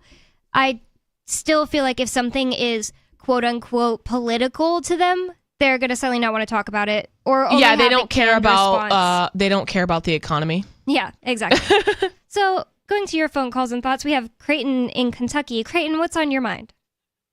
Ladies, you guys are really being kind of deep tonight. I didn't call to have a deep conversation. I jumped onto the cam feed right about 8:00, and you know, in the past, if you have seen one of these other shows that you guys record in advance and then play, I'll just see an empty studio, and for a moment I thought, you know, did this happen again? Did I get rickrolled? And then it occurred to me that you guys could actually say anything you want. And then on the cam video, if you wanted to, you could just put the video from Rick Martin's Never Gonna Give You Up. Just running the loop. Hey, this is deep. This is a deep conversation.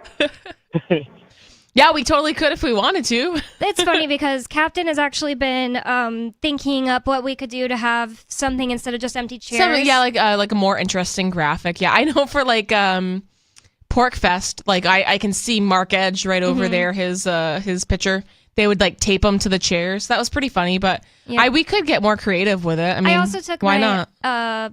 porcupine. It's a I saw that the porcupine. other day. I really enjoyed that actually. I put him sitting on the chair, making it look like he's talking into the microphone. Yeah, it was cute. That was really cute. Or like sometimes Coconut will be over there. Yeah, that's the best ones. That's my dog. Get one of those mannequin heads with just the shoulder and the head, and put a beard onto it.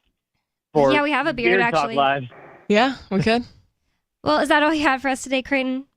That's all I wanted to say. Thank you so much for your call. I'm going to move on to Tim in Florida. Tim, what's on your mind? Oh, I got a lot on my mind. Good evening. I bought a Bible from Goodwill. I bought an authorized King James Version Bible from Goodwill, and I've got a little mystery because, you know, when you buy a book, especially a Bible from Goodwill, people have marked it up in many cases. So this one looks like it has some history to it. And on Genesis chapter 2, verses 1 through 3, they put a bracket around it in blue ink. And it's got a date. And it says 7/30/ it's either 69 or 67, but I'm pretty sure it's 69. And it says Roy right next to that. So and, what are the verses there? It says, thus the heavens and the earth were finished, and all the hosts of them. And on the seventh day God ended his work which he had made, and he rested on the seventh day from all his work which he had made. And God blessed the seventh day and sanctified it, because that and he had rested from all his work which God created and made. And I don't know why they put that date. So was this person born on that date? Yeah, maybe that's kind of the first thing that came to my mind was maybe he was born on that day. Born on that date, is whoever wrote it there, was it him? 7/30, 1969 was like, what, a week before the moon landing, too? And a few weeks before Woodstock, right?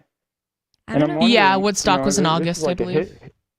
So was this a hippie Bible, or is it not that old? I just can't I don't know. think of what that date has to do with those verses. Like, I really wanted it to be something where it sparked something, but it really didn't. But I think that sounds like a fun pastime to go buy a Bible, specifically a Bible Yeah. from a used bookstore and see what other people have written in it, like see their insights. That's kind of interesting. I mean, and I never really like think about that. I buy a lot of used books, but you don't really think about like, wow, somebody else was reading this book and like, what is the history of this book? Like, how many hands has it been through?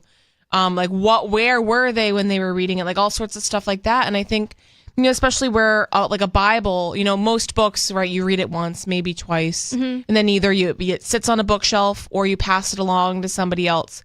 But a Bible can be a very intimate thing for families. That people read over and over. Yeah, they read it. Some people read from their Bible every single night, and it has like probably like the deepest significance for a lot of people of faith than like any other book would, right? So, like the pages that they're rereading over again, like the verses that are really calling to them, in any sort of like dog ears or notes that like people are specifically making in Bibles. I mean, it's just like a very interesting thing, like the history of like having an older book and just thinking of the history of it.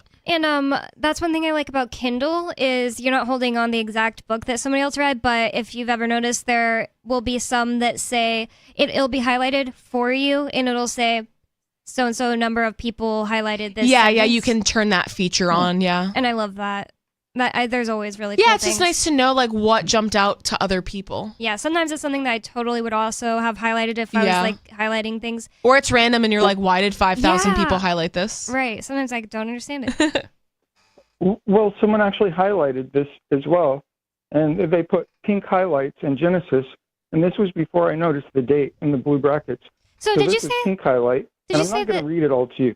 I'm not going to read it all to you because I know this isn't a Bible show, but every verse they highlighted in pink, it's like all the verses Rastafarians use to justify smoking weed. Oh, It's about like the grass, the herb. So maybe it was a hippie Bible. Yeah, because you said that you were like, definitely- okay, it's like right before Woodstock. That I don't know. definitely It's points just to a like hippie kind of Bible. funny. But it also could be a coincidence. That could be just something that you're drawing from it, and maybe the person that did it, like they weren't of the same, like they weren't thinking the same thing as you, or maybe they were. Sure. Did you say that Absolutely. it said Roy next to it, like a name? Roy, yeah, the name was Roy. Not. I don't think it's the Roy from Rick and Morty when he plays the game and he works at the carpet store. Oh, Could be though. It's his second Could be. wife. Well, thank you so much for the call. Did you have anything I else? wanted to mention one last thing, if you'll let me mention one last thing. About 11 years ago, I was listening to Free Talk Live, and Ian turned me on over the radio, obviously indirectly, to John Watts' music. I don't have the website, but indirectly. You can find him on Bandcamp, but he's a Quaker. He was a Quaker. I'm not sure if he's still alive. And I've been listening to his music for the last couple of days. John Watts? John Watts. And I was Interesting. thinking a lot about Ian when I was listening to it. Oh, nice. I'll have to ask him about it. Ask him what kind of songs he likes from them. Thank you so much for the call, Tim. Very interesting. It sounds like a fun pastime. I have a Bible in my room right next to my bed, and sometimes I like to just open it up and see what the Spirit has my hands open to. Like I just open it. Yeah, that's cool. And that's sometimes really fun. Sometimes I'm like, And I've heard of other people doing that too, where they'll just like open the Bible to a random page, or like there's so much in I'll it. do that. Like So I many had topics. like a guided meditation book that I would use to like help me teach yoga classes. So when I'm doing like the guided meditation at the end, sometimes it's just like, I want to read someone, whatever. So I would like open it to a random page, and it always seemed to be very fitting. Nice. You know what I mean? Like it was like the book knows what we need right now. So like I'm going to refer to the book, and the book will, give us whatever meditation that my students are needing, like based on the energy in the room. That's awesome. It's just like the Bible and the book that you're talking about. We're just acting as kind of a medium, a conduit, a tool for Spirit to use to have a conversation with you, and I love that. It's cool. 603-283-6160. More coming up. It's Free Talk Live. Don't go anywhere.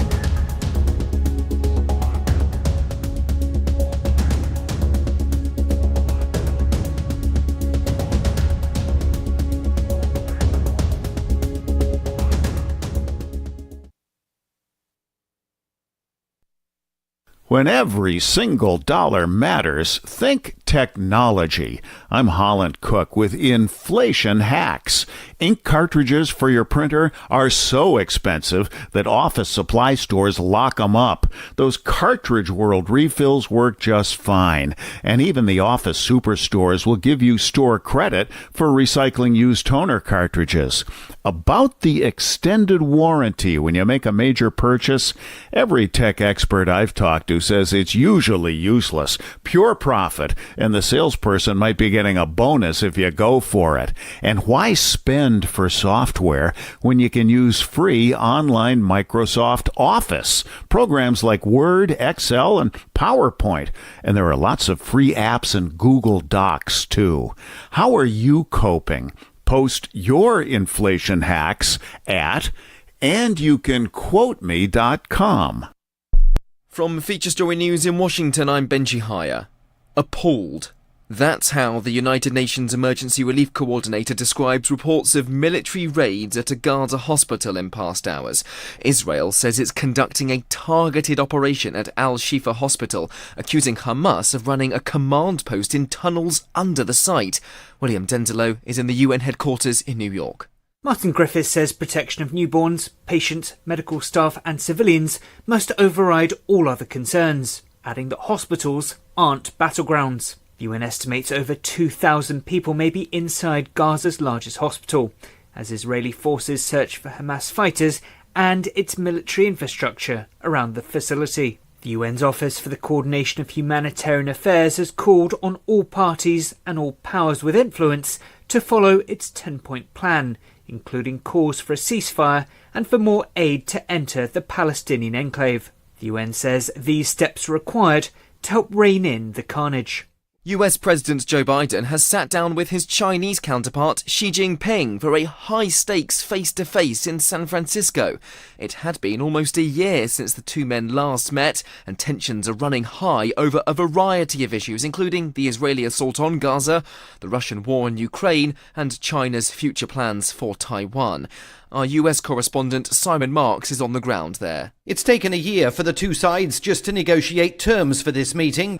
They're eager to try and put the relationship with China back on track. But as President Biden indicated before flying to San Francisco, the bar for the meeting's success couldn't be any lower. To get back on a normal course of corresponding, being able to pick up the phone and talk to one another if there's a crisis, being able to make sure our military still have contact with one another. It is possible the two men will agree to restore military-to-military ties ruptured when America shot down a Chinese surveillance balloon in February.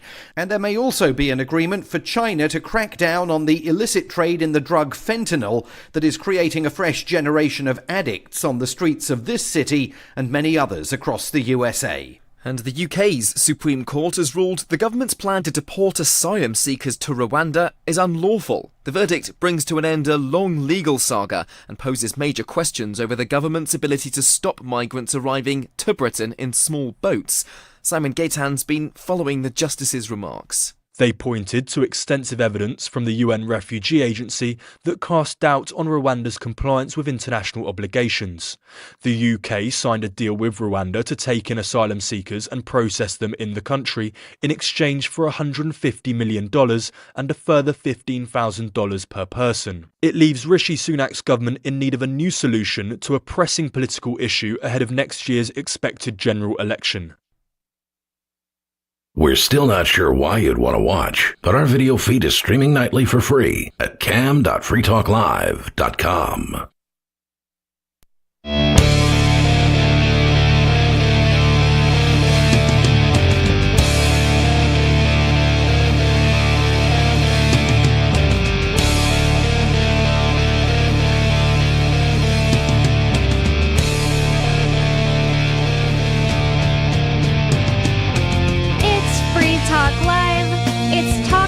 That you control. 603-283-6160 is the phone number for you to call. 603-283-6160. Call in with whatever is on your mind. And in the studio with you tonight, it's me, Bonnie. And Nikki. And we had some interesting calls the last segment. But right now we don't have any calls. So if you have anything on your mind, just call right in. we're going to get back into talking about this article from apnews.com. Populist Javier Milei is rallying for the Argentine presidency with chainsaws and Comic-Con costumes. Now, I know the name Javier. I've known many people with that name growing up in Texas, like in my high school and stuff. But every time I see it, my brain almost says Ja, and I'm like, yeah, every single time. I don't think you guys know how hard it is.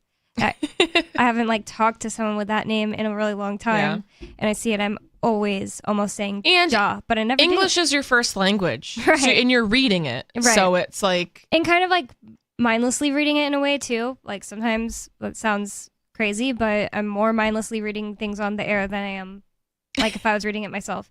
I don't know, just like focusing on how I'm saying it, I guess. Yeah, I get what you mean. So we were talking already about the beginning of this article said that a lot of his supporters are dressing up kind of Comic-Con style. I forget what you call that right now. Cosplay style for his campaign rallies.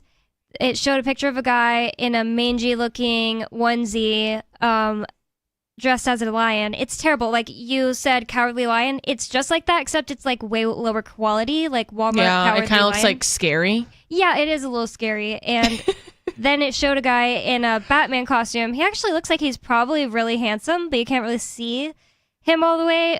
He has like angular jaw, green eyes. You can see his dark eyelashes too.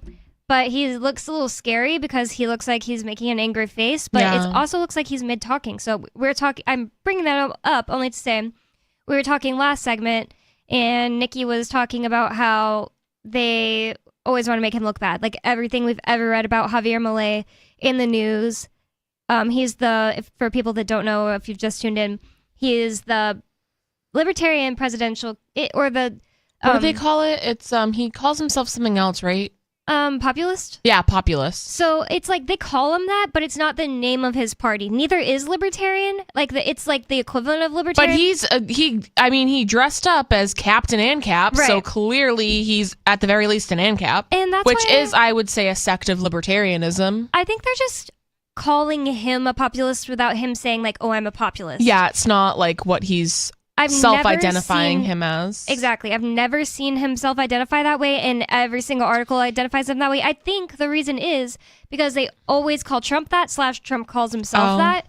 They just want you to associate him as Trump. Because they're calling him right-wing and stuff. Right. So I really don't like labels for this reason, because it will group entire, like, it just groups people together, even, and it kind of makes you think, like, in America, they do this lot where it's like right and left, and like that's it. So it's like if you believe in this, you're a leftist. If you believe in this, you're a right winger, and like that's all there is, right? So it's like it just so now like what we're grouping two halves of the population, like we're grouping every single person together into like under this one label that doesn't even actually mean anything. Yeah, like growing up, I would definitely think there is only right and left thinking. And then it's a very it's the duopoly, like it's a very simplistic way of thinking, and I see people do it all the time, and that's a big reason why I don't really like labels, especially popular labels, because it's just like, so we're calling him a populist, you're gonna make all of these assumptions about him before even listening to what he has to say, and this man is incredibly intelligent. He has a lot of really based things to say. So it's like, if we're calling him far right extremist and a populist and I don't even think a libertarian, it's like, okay, well, especially if he's not saying that he's those things, it's like, I don't care what he is. I don't even know what a populist is. I don't care. But he does call himself an ANCAP, and an ANCAP is not far right. No, it's not. It's outside of it. It's like a sigma male, not an alpha or beta male. Yeah, exactly. Like it's a different thing, but people can't wrap their head. They can only understand left and right, and they can't wrap their head. If they're like, oh, if you're not left and you're not right, then what are you? They can't wrap their head around it. So to me, like, I don't even care what a populist is. I want to hear what this guy actually has to say. But a lot of these news, a lot of the media that's reporting on him, they don't want to tell you what he has to say. They either show no quotes of his while they're talking about him, or they'll show a quote of his that just is out of context and makes him look crazy. Yeah, just completely like irrelevant things. And he is like purposely outlandish. Definitely, I'll say that. Yeah. But how else is he going to get his name out there? Like, they're going to talk about him for something. They're going to talk about his crazy hair, which I'm pretty sure he does on purpose. Like, I think that it's not just like... Either that or he doesn't care. You know what I mean? Yeah, I heard something about him wanting to make his image sort of like this old, like famous in Argentina, I don't know, politician that he admires. Maybe not even politician, but like revolutionary type guy. Yeah. Like, you would know who he was if you lived in Argentina, and he purposely makes his style kind of look like him. So, I mean, it's obviously his normal hair, but also it's like styled in a certain way. Yeah. Like to look really big and 80s-ish. A lot of people say he looks like a werewolf. I think he looks like, like a werewolf, teen wolf kind of thing. To me, it just looks like messy hair. Like he just doesn't care. I don't know. Definitely messy. Yeah. But I feel like he's going for a certain look. And if we knew who that politician was, we might be like, oh, like I see it. like the guy from Ancient Aliens. Yeah. You know what I mean? It's just like that. it's like, whoa, you look at that guy and you're like, wow. Looks like he got electrocuted. Yeah. So it went over a few pictures of people who dressed up at a campaign event for Javier Milei. And then it said that he even dabbled in cosplay. And 4 years ago, he dressed up as General ANCAP as like a cosplay. It says, just as his candidacy started as made-for-television spectacle, his followers picked up the baton and have often turned rallies into opportunities to show their devotion to their candidate using props that go viral on social media. And I guess I know what they're saying more here now. They said his candidacy started as a made-for-television spectacle, as in like he was trying to get attention, possibly doing things that were purposely outlandish. Yeah. At first I thought they were saying like, oh, he wasn't really trying to win. He was he was just joking. Yeah, but... I think of like Jeremy Kaufman's like campaign videos. Which is more actually like that. Yeah. It says shortly after he first appeared, and for those that don't know... Yeah, I probably that was kind of just like random out of context. Well, I think I kind of cut you off. So those that don't know, Jeremy Coffin ran for Senate in New Hampshire, and he made campaign videos such as "War is gay." Yeah, I think it was "War is gay," and then they were really funny. There was one, the one that the global warming one was absolutely hysterical. Was it like, global warming is retarded? Yes, Something was retarded. Just things that are like offensive, but like really, really funny, and it's just like it was really funny. Yeah, no, it was good. I really enjoyed them. The "War was gay" one was the best one. Yeah, and then he did a pro-abortion and an anti-abortion one. Yeah, and then there was the border one. Like, we need to close the border, so he's like talking about the border to Mass. Yeah, but then he's talking about Massachusetts. Because everybody, it's just, it's good. I started saying Mass. I never thought I would. I just felt like, why would it's a long word. It's a long word. I wouldn't say Miss instead of Mississippi, right? Yeah. You always say Mississippi. Because Mississippi has a better flow to it. You know what I mean? Massachusetts. Well, I guess Massachusetts does too. It's kind of like a similar flow. So I just thought I never would, but I started doing it. Yeah. I don't know what it is. I don't know why I would do that and not do Miss for Miss. I mean, I know they say like Ole Miss, but... people don't like people don't use that in conversation, but yeah. Okay, anyways. Bonnie's a local now. Going back to the article. Yeah, I'm from Keene, New Hampshire. I honestly just like I say I'm from anywhere I've lived and like no one ever questions it. Yeah. And one day if you hear me talking enough, I'm like from everywhere. Yeah. That I've lived. Shortly after he first appeared on television, the self-described libertarian grew a cult-like following among those drawn to his no-nonsense style. His appeal seems to lie in his ability to channel anger that Argentines feel against the ruling class amid red-hot triple-digit inflation and rising poverty. And then it shows a picture of a guy. He looks cool, and he's holding up a giant $100 bill that says, like, the United States of America on it. Like, it looks exactly like a $100 bill, but it's huge. And instead of Benjamin Franklin, is that his name? It has Javier Milei's face. Like, that's a really high quality, nice. Yeah. He really went all out for that poster that someone made. I oh like wow, that it's even one of the new ones with that not barcode but the blue stripe, so you can't counterfeit them. Right, that's what it's called. Yeah. No, that was good. Really that's nice. dedication. That's really nice. And then the guy holding it looks really, really happy and cool. says Augustine, maybe Salem holds an oversized U.S. dollar bill with the face of presidential hopeful Javier Milei at a campaign rally in Buenos Aires, Argentina. It's just so fun to say like that. Once seen as a sideshow in Argentine politics, Milei managed to parlay his success as a talking head into a seat in the Chamber of Deputies, Argentina's lower house of Congress, in 2021.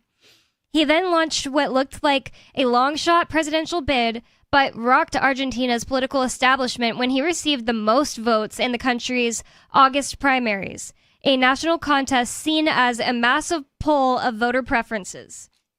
That was just August, like this year? Yeah. It did happen recently. It feels like it's been like 6 months at least. That's so weird. No, that was recently, yeah. That's so weird. I feel like we've been talking about this guy for a long time. We've been talking about him for longer than that, but that was when the primary was, right? That's what they said? Said it was in August. Yeah. That seems so shocking to me. Like, I felt like it was like April, but I'm just, I guess, messed up time-wise. No, yeah, I think, that tracks pretty well for me that it was probably in August, but we had been talking about him at least since April. I guess we've been talking about him for a while. I guess when I think about August, it does feel further back in time when I think about it. I don't know. That doesn't make any sense.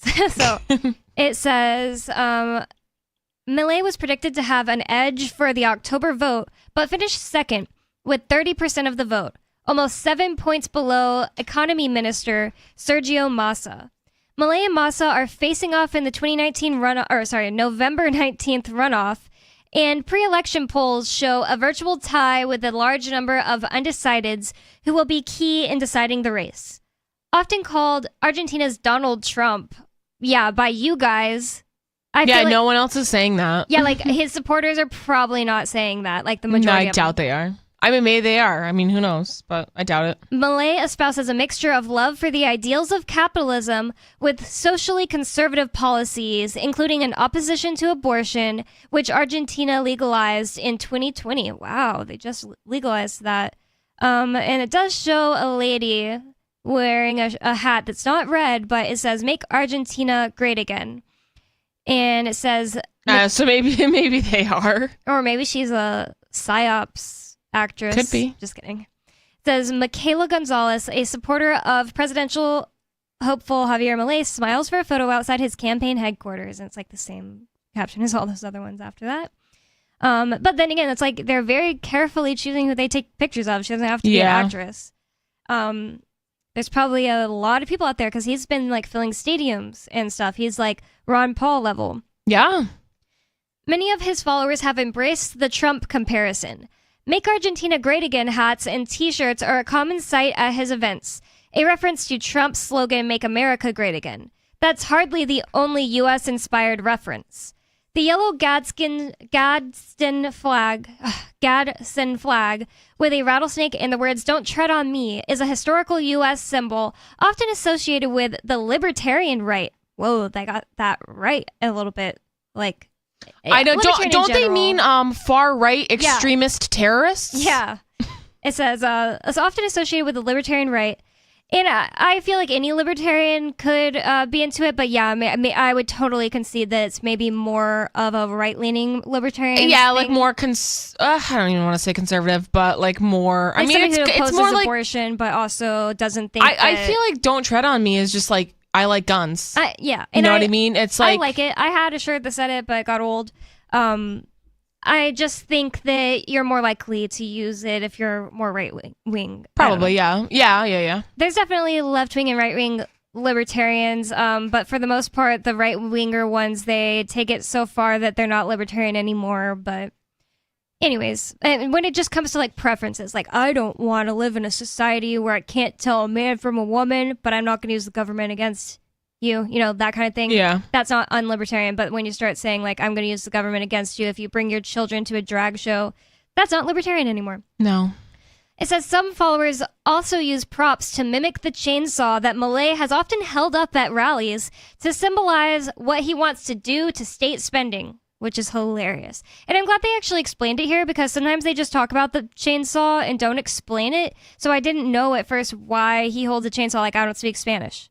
So I can't just look up video and hear I'm talking We need about Ian it. to translate for us. Oh yeah, Ian is really learning Spanish like rapidly in jail.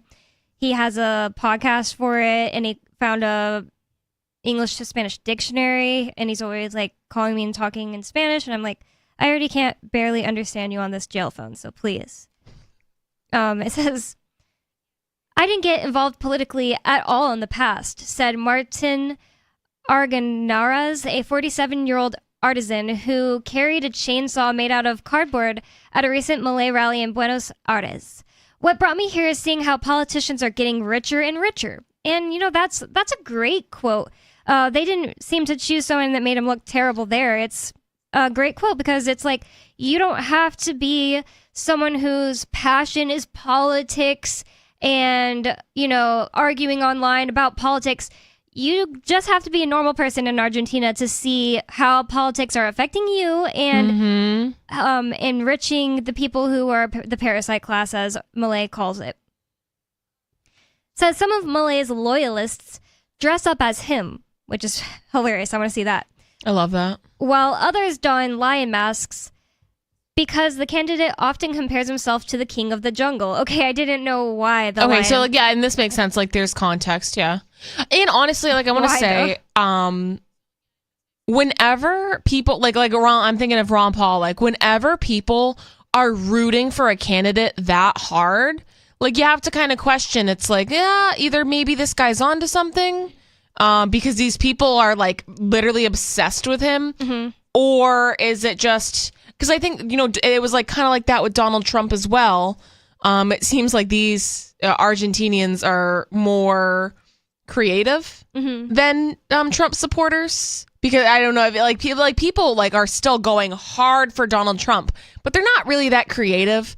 Like, I've seen they'll take like the Trump signs, and I've seen somebody like create a fence in their front yard just with like Trump sign, Trump sign, Trump sign, Trump sign, and it's like, okay, like, or the you know what I mean? Like, they're really going hard for him and they're obsessed with him, but they're not very creative about it. These people are like, this seems fun, yeah. I mean, like, they're dressing up in costumes, and they're like create that dollar bill thing or the $100 bill thing. Like, that was super creative, and you knew it took time, and like that was expensive. Yeah, like that was more, I don't know, just way more creative than like wearing a hat and like having a Trump sign in your yard. I think I know exactly why. I think it's because Trump kind of gave you, I'm better than Hillary. But this guy is giving people something they really believe in. Something real, yeah. Like, his ideas seem, more real, like you said. It says, some of them dress up as him, and others dress up as the lion because he's the king of the jungle. I already said that. I don't really get why he calls himself that. Like, I would love to know why. I get, like, lions, not sheeps, stuff like that. Okay. Like, that, it kind of makes sense to me. Oh, like, he wants to eat all the sheep who are the parasite class. I'm just guessing at this point, so. But it is a call and talk radio show, so I'm going to go to your phone calls and thoughts. Sarah in New Mexico. Sarah, what's on your mind? Yes, question. Yeah, what do you do with those guests that overstay their welcome? Jeez. And they want to keep, like, staying there, and you trying to get rid of them? How do you get rid of them? And are you talking about, like, in special guest? And what do you do at your house? Like at your house. Yeah, yeah.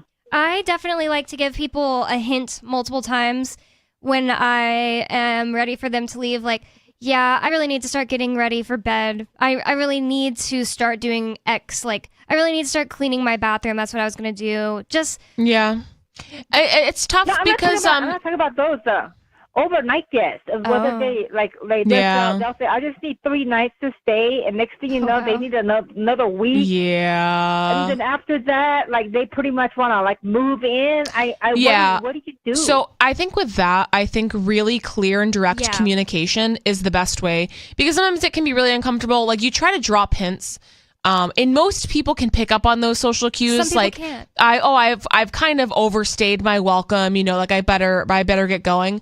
But some people cannot pick up on those social cues, or if they're really down and out and they don't really have anywhere to go and they're nice and comfortable in your house, they probably will just Purposely ignore. ignore? Yeah, Right. like they'll purposely ignore it and be like, well, she seems like she wants me to go, but I mean, I don't really, whatever. Sarah. So I think like clear and direct communication, like, hey, like I was okay with this for a certain amount of time, but because of these reasons or whatever, like I just need you, like, Yep. this was the amount of time that I was able to host you in my home, and now I'm not able to do that anymore. Yeah, just tell the person we need to talk, and then go and talk to them. Try to stay nice. Don't be mean or get angry or anything like that, because that will just put you on the offensive. And tell them, listen, this is how I'm feeling. I really am ready for you to get going, and I wish you the best. Keep it nice, but be very clear, like Nikki says. I think this backfires because we have this guest that we let them sleep in. We let them eat their food. I mean, we went all over, bend over and backwards, like treating them like a really special honored guest. And now we got a monster on our hand. Like they want to move in. I can't get rid of them now. And I think that happens sometimes, like when, if you're a very gracious host, because you're just trying to be nice, right? Like if you have a friend, it's like, oh, I'm down and out. I need to stay for a few days or a week. You want to be like, if you have, family stay overnight or something, like you want to be accommodating. You're going to feed them. If you have any friend over, like you're going to want to host them, right? But if somebody is not used to that sort of treatment, they might get like a little too comfortable, and it's like, why would I go out on my own and like fend for myself if these people are going to feed me? I was going to bring up, get Richard with you when you have a conversation with him, because maybe like a lot of men, like they're not going to listen to a woman and they'll listen to a man. But it seems like Sarah's saying he's not listening to Richard either. Something that the problem is, if they're not my friend, that's Richard's friend. And Richard is having a problem with this lady. Whatever he tells her, she ignores him. She's the one that won't leave? Oh, sorry. Yeah. Oh, I thought you said it was a man that wouldn't leave. Oh, no. So it's just his girlfriend. But she brought her boyfriend with her. Oh, no. Wait, what? He has a girlfriend that has a boyfriend? So you guys have already tried to be like, hey, like you've already tried to have the conversation?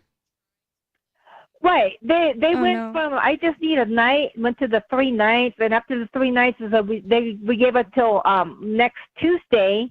We already told them that that's all we could accommodate you, but she's going to come up with a soft story and try to stay for more couple of nights, this and that. Do you have they're any really down and out. Do you have any friend maybe that lives in your area that's maybe like a large man that can go and kind of intimidate them? Like, come on, guys, it's time to go. You're getting out of Sarah's house. I mean, like at some point you gotta. Well, and that's the thing too, because and I was gonna say like, that might be like a last resort, but it's like, yeah, it kind of does need to escalate a little bit, where you're like a little bit more firm and maybe even a little bit more aggressive, where it's like, listen, we've been more than like, this is our home, like we cannot accommodate you anymore. Do you have any more to say about it, Sarah? You know what? We got conned into this job. Hold on. Conned into it that there was only like 3 Just hold on, days. Sarah. Sorry, we're going to go into the break, but if you have more to say, more coming up. 603-283-6160. It's Free Talk Live.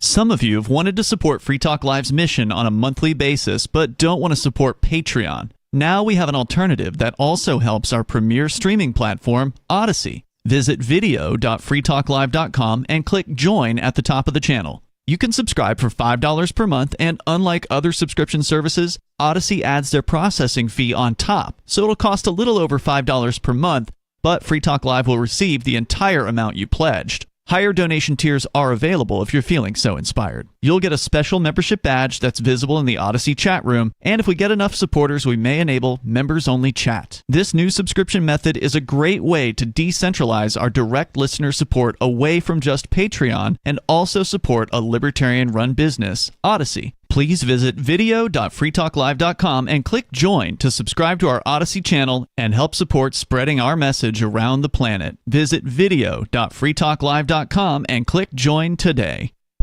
There are basically two types of advertising, direct response and branding. Radio's great for direct response with its low cost to listener ratio, but audio can't be beat for branding, which is a longer term endeavor. You want to be the first thing that someone thinks of when they think about your product or service.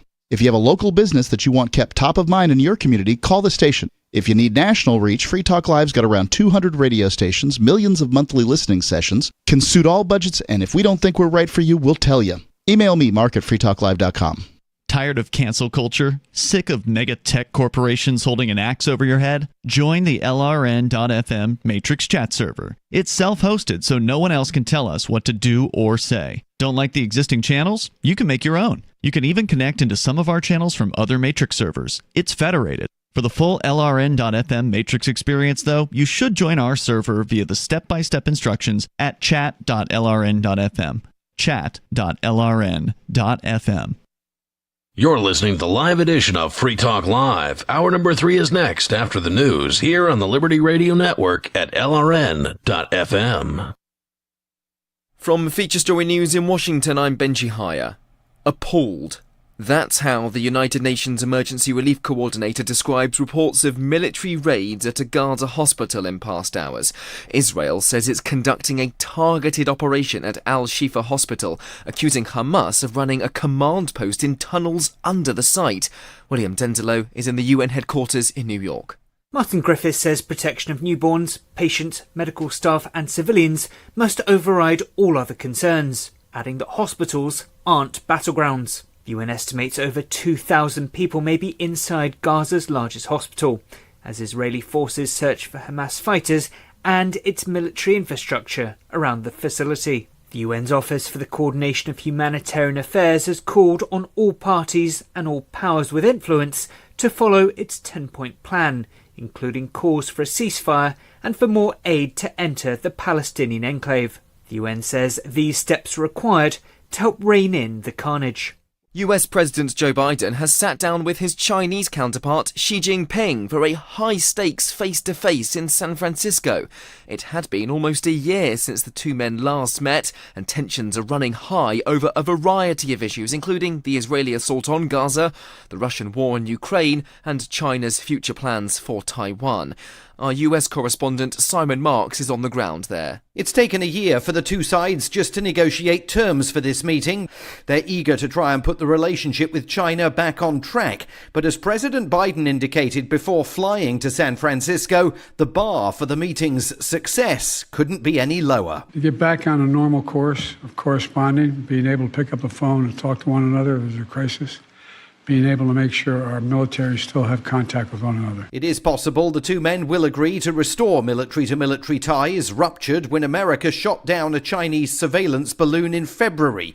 And there may also be an agreement for China to crack down on the illicit trade in the drug fentanyl that is creating a fresh generation of addicts on the streets of this city and many others across the USA. And the UK's Supreme Court has ruled the government's plan to deport asylum seekers to Rwanda is unlawful. The verdict brings to an end a long legal saga and poses major questions over the government's ability to stop migrants arriving to Britain in small boats.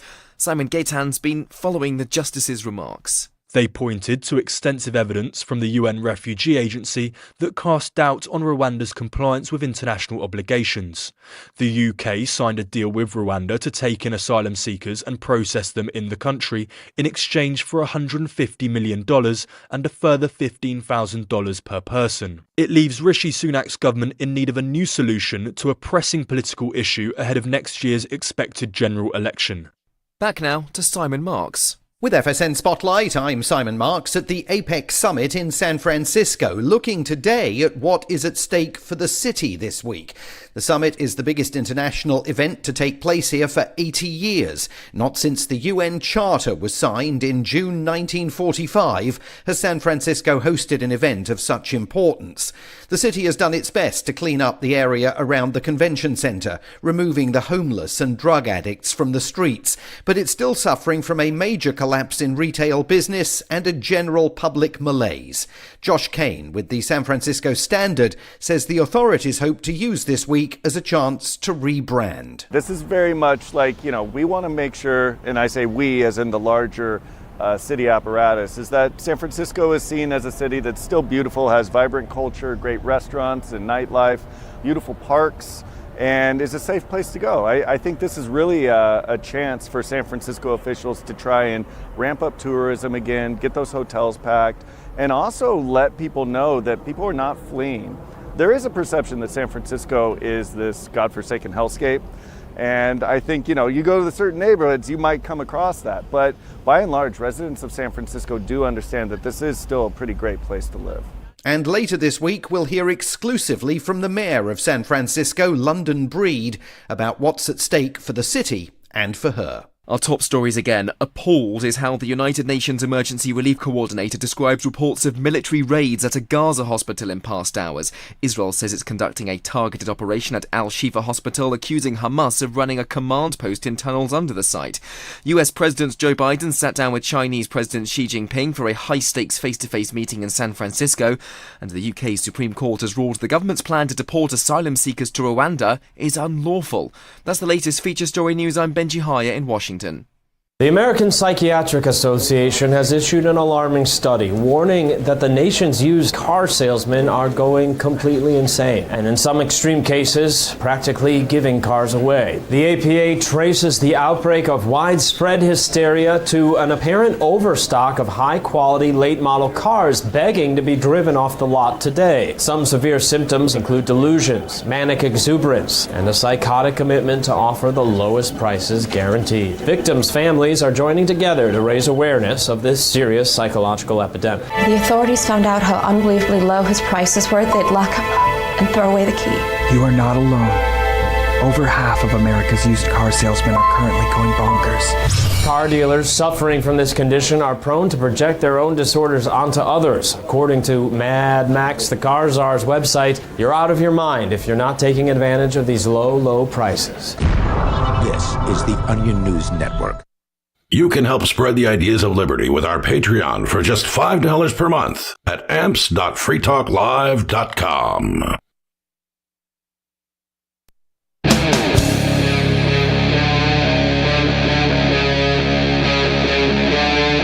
Free Talk Live.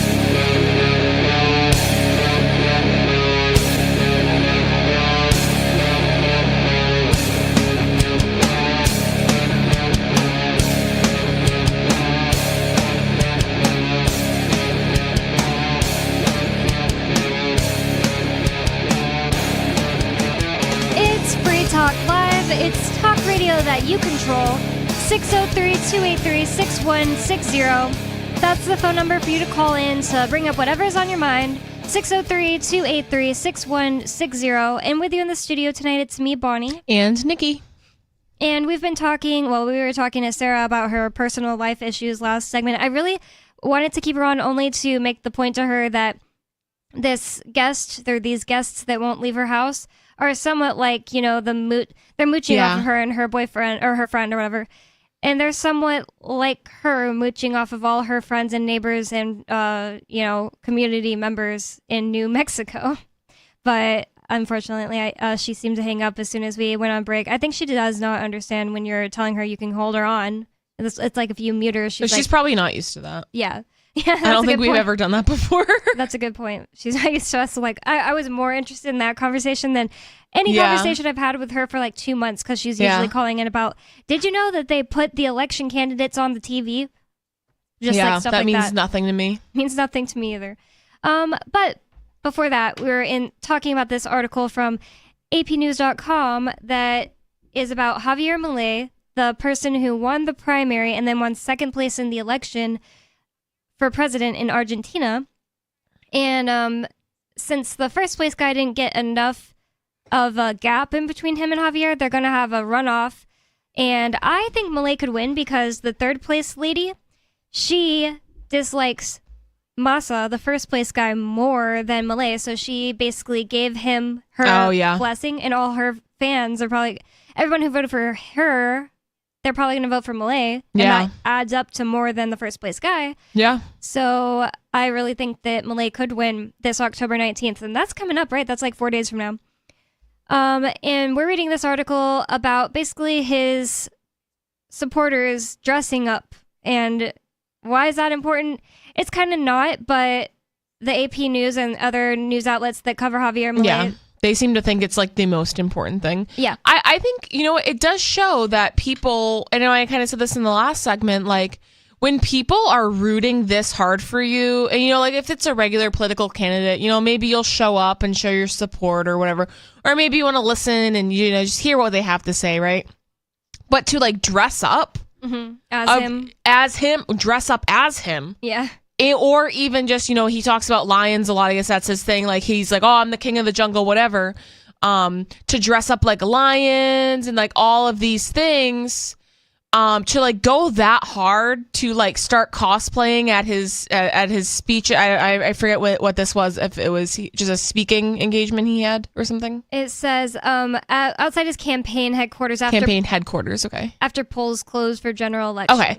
Yeah, so after they voted for him, they went to his campaign headquarters to like cheer him on and be like, we love you. You like to have like it's one thing to be like, oh yeah, I like this political candidate and I'm gonna vote for them. I would never and there's dress another up for thing that, yeah, like if Ron Paul was doing his thing during the time that I was over 18, I probably would have been doing something. I mean, I have a Ron Paul shirt, but I wouldn't like go to his campaign. I'm also like not that into politics, but these people love him genuinely, and I feel like that's because they're seeing all of these horrific issues. Like these things are affecting their day-to-day lives with the inflation and with all of this other like tyranny as a direct result of the politicians that are currently in power.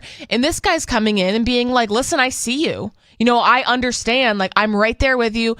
I'm equally as frustrated, and I want to do something about it. Like that, people like that's on a personal level, right? So it's like, not only are you a politician, but I feel like you care about my well-being, and I'm really upset, and you're upset too. Like people are very well receptive to that. You know what I mean? This kind of ties into something we were talking about earlier in the night. We were talking about how people around our age, like in their 20s, they don't want to talk about politics. They're not interested. They don't care about what's going on in that realm. Well, it was a great idea for Javier to break out of just the purely political discussion. Yeah. He's making it okay, like socially acceptable, like less lame to those types of people to be a supporter of his, because like it would feel so lame if I saw somebody my age like dressed up as any political candidate in the United States that they care about. Yeah, well, they're all like old guy. I mean, I guess he's kind of an old guy, but yeah, I don't know how they're all like decrepit. I mean, he looks better than I think the candidates we have. Right. Okay, so that's young. Yeah, for like we have like, how old is Joe Biden? He's like decrepit and senile. He looks like he's 90 years old. You know what I mean? Like, look at the royal family in freaking England. Like all of these people are old and decrepit. It's like, it's not cool. You know what I mean? Like to a younger person, it's not cool. And I guess some old people can be cool. Like Jessica Lange, if she was running for president. I don't know who that is. She was in King Kong, like the older King Kong. Oh. And she was the Supreme Witch in Coven. American Horror Story. She's just a cool older lady that popped into my head. Like, I could get behind that. Yeah. I don't know her politics. I'm just saying, like, if she was a good politician. But I'm just trying to point out, like, it's not just their age. There's multiple things that surround it. Like, Joe Biden is old and a loser. Not even just that. It's like, okay, these people are old, they're rich, they're lifelong politicians. It's like, out of touch. Completely out of touch. Joe Biden has absolutely no clue what is going on in this country. All of those politicians, like half of the people, like half of the senators we have, they don't know what it's like to be a normal poor person in the United States. They have no clue. They have no clue what it's like to live in the projects. They have no clue what it's like to work a minimum wage job and to try to feed your family and to worry about if you're going to be able to pay the utilities. They couldn't even fathom that. Like, they can pretend, like, they can be like, oh yeah, I have sympathy for you guys. Like, oh, that's really hard. Like, maybe I'll try to do all these, like, tax you guys more and then hopefully give you all these programs to help you and put you on welfare. But that's not like a genuine empathetic understanding of what it's like to be a normal person. You know what I mean? That's just an attempt to make somebody manipulate somebody into feeling like you care and then enslave them further by putting them more and that's the thing too. on It's welfare. like I don't want to hear all these rich old people telling me that, you know, they care about our struggles and that they're going to, you know, give us more welfare. That's not going to help. And that's not like a genuine, like, you know, so this guy being like, oh, like, let's fix the economy. Like, let's do something about this. That's a real solution. You know what I mean? And I would like to point out, yes, they're not anything like us. They're way out of touch, but it's not because they're born better than us or something. They're just humans like you and I. They're just regular people that just happen to be parasites, and they're in a gang, and they're idiots and liars and thieves. But I just wanted to point that out for Jet, because Jet, you're on the line. What's on your mind, Jet? Uh-oh. Well, we beat you to it. Last week, I was talking about, you know, how a true Christian would not be in favor of invading and attacking and that kind of thing. But I wanted to tell you a little story about how I got kicked out of Bible study because I made the assertion that you cannot be a true Christ follower and be a part of the military or the police. Now, of course, that just made everybody's hair stand up on end, and you know, eventually I was told to leave. But the reasoning is that when you become an order follower, like one of these, and you have to follow the orders, or you don't get your job. You don't get to stay in your job. So you will be tasked with, ordered to do things that are immoral against people's rights, for example, or in other ways, possibly even hurt somebody, which is not a Christian way. So I wanted to refer back to a couple Bible verses. Wait, can I ask you a question? So since we spoke last, and I asked you about your perspective as a Christian on war, since then you got kicked out of a Bible study for saying this? No, this is years and years ago. Oh, okay. It was kind of an interesting situation.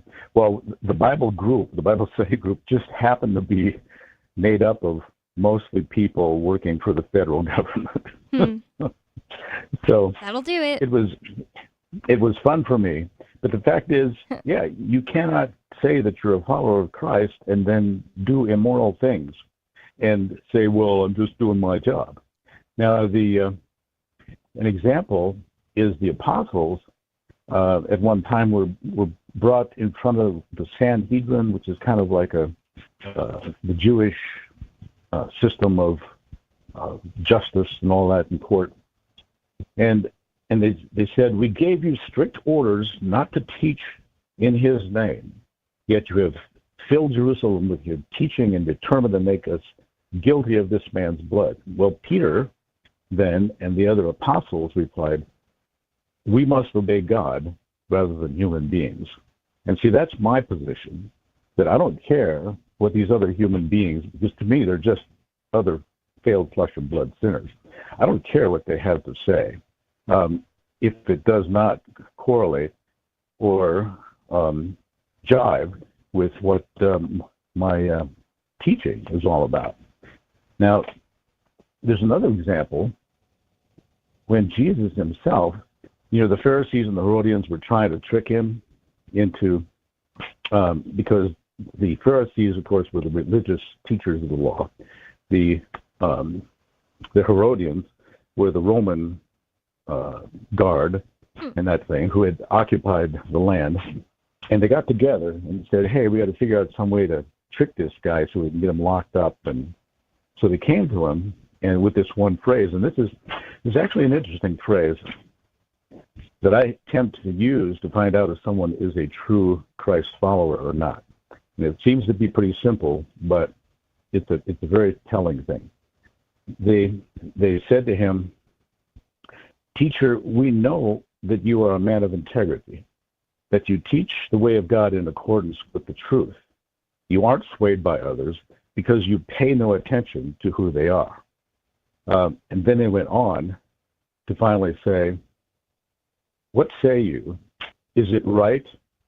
Is it right to pay tribute to Caesar? Now, tribute is something more than a few coins. It's bowing down and submitting to the authority. And of course, that's when he said, give to Caesar what is Caesar's, the God of his gods. And we all know that Caesar is dead and nothing is his anyway, so ta-da. But I wanted to pass those things along and because I thought it was kind of a fun circumstance where these so-called Christians said, I can't be a part of their group because I don't believe that we should be warmongers or invaders of other countries and killers of brown people around the world. And what's your next question? Well, that's really interesting. I don't know a lot about that moment where Jesus said, give to Caesar unto Caesar's, but Nikki's husband actually had a pretty cool interpretation. I don't know if it was like it was a long time ago that he brought this up, but he was telling us that I think he was listening to a guy who said that it's interesting because if you took to the extreme what Jesus said in your back then, and you just took all of that crap called the fiat currency where they lived and dumped it on Caesar's front lawn literally and stopped using it, then that would make Jesus kind of an anarchist, and that's pretty cool. Yeah. Well, the bottom line is, the Bible says in the Old Covenant and in the New, it says all things are God, made by God, for Him, for His pleasure, for His purpose.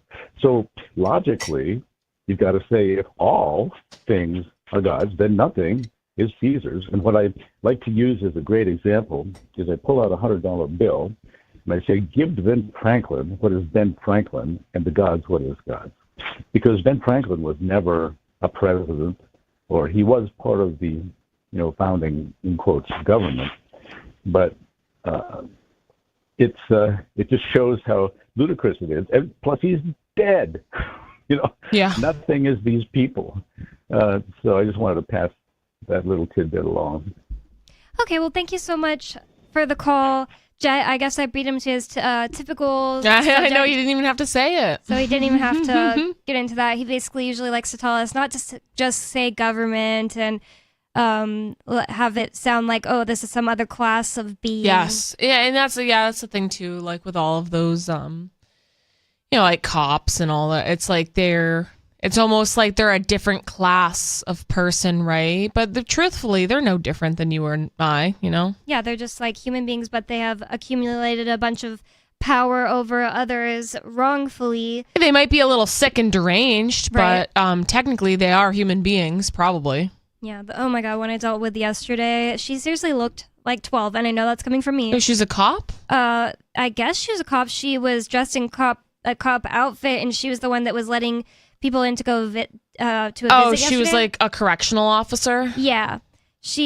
I know she wasn't 12, but seriously, she looked more 12 than me. Yeah, I keep thinking, like, when you're saying that, do you remember that whole thing with that, like, cop girl that, like, bangs the whole, that's like, I keep, like, when they're describing her as, like, a 12-year-old cop, I just keep seeing that other lady's face in my head, and I'm like, except this one was actually, she was laughing. A pretty girl. Yeah. She was just very young looking, but she was so freaking psychopathic yesterday. I was just telling her, like, if you're going to hold on to my ID, which isn't what all of you guys do, you all do something different whenever I come here to visit, then I'm going to need a little stick or a little tag that they sometimes give you that says you have some of my property so I can get it back when I come out. And her eye twitched.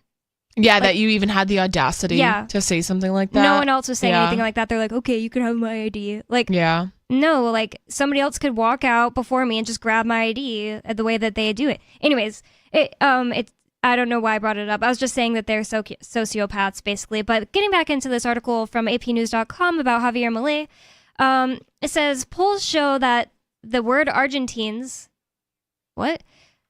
both his supporters and opponents most often associate with Milei is crazy. Sorry, that was a weird sentence. So they associate the word crazy with him. But then again, it says his supporters and opponents, and it's pretty popular to be like, this is my best friend. She is so crazy. Yeah. So maybe they kind of mean it Yeah, like like a that. good thing. I don't know. She's like, oh my God, crazy. We went to the grocery store and she was like carrying around grapefruits pretending they were her boobs. Isn't she so crazy? Yeah. Just something stupid like that. I'm pretty sure that's a meme. Sebastian Borrego, 51, and his 12-year-old son traveled 21 miles from their hometown. That doesn't sound far. Right, yeah. At least by car, Well, if they're walking. It could be far. It depends on, it's like 51 miles in... No, 21. 21? Yeah. Oh. Seems like not worth mentioning, right? Yeah. Unless they were walking. That would be crazy. Yeah. But yeah, it says they traveled 21 miles from their hometown to attend a Malay rally. It just sounds like it's like a suburb of the city they're in. But you know what I will say? When you live in like a rural area, like that could take longer to get to than like here where we have so many highways and roads and you know what I mean? They should say the amount of time if that's the case. Yeah, that would amount make of it less time. weird. Yeah, because I'm like 21 miles. That's Traveled an hour and a half. That's like 20 minutes. Yeah. You know what I mean? From their hometown to attend a Malay rally in the capital last month. In a show of support, Borrego wore a homemade lion mask. Quote, we need a leader who, oh my God, the picture I just scrolled down to. It says, quote, we need a leader who can take us to a new way of life that we Argentines need. Do you see this picture here, Nikki? Oh my gosh, that is like terrifying. It is terrifying. It's like a mask of Malay. Yeah, they're trying to look like him. Yeah, Even the hair is part of the mask? It's detailed. It's very detailed, but you immediately know what he is. Yeah, it's kind of just a little scary though. Really scary. I feel like masks like that, gross. like those rubber masks, latex always. Yeah, they're always even scary. The hair is that latex or yeah. He said we need a leader who could take us to a new way of life that Argentines need. The fight is just getting started.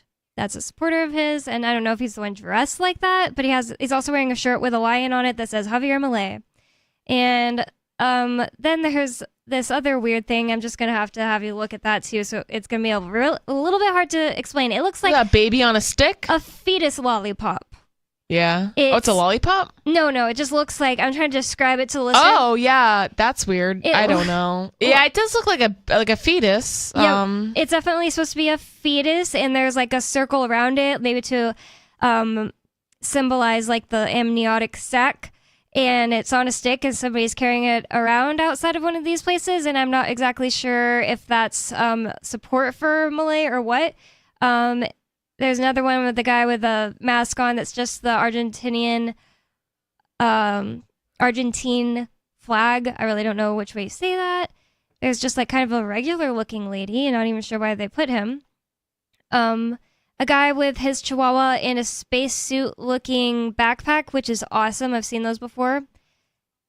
There's just some more regular people carrying Malay flags here. There's a lady dressed up. Whoa, I don't even know what this is. Possibly like supposed to be like the Argentinian flag. And a sun at her, what chakra is that? Sacral? Yeah, I told you, they're very creative folks, you know? Way more creative, like you said, than the Trump people. Yeah. Here's some sharing burgers and pizza. Here's a guy with a mask on and the Argentinian flag, and he's on a bike. Okay, I'm sorry, I'm looking for the rest of the article, but this might be it. It's just a bunch of different, oh my gosh, it looks like this one's a little, like, sexual related. I don't know what that means. I was going to say we really should have learned how to speak Spanish before we got into this story. It's translated here. It's just the face she's making looks like she's in ecstasy, I'll say. And the shirt looks like she's in labor. Yeah, the shirt says "Basta de falsas denuncias." Oh, what does that mean? Stop the false complaints. Okay. I don't know what that means.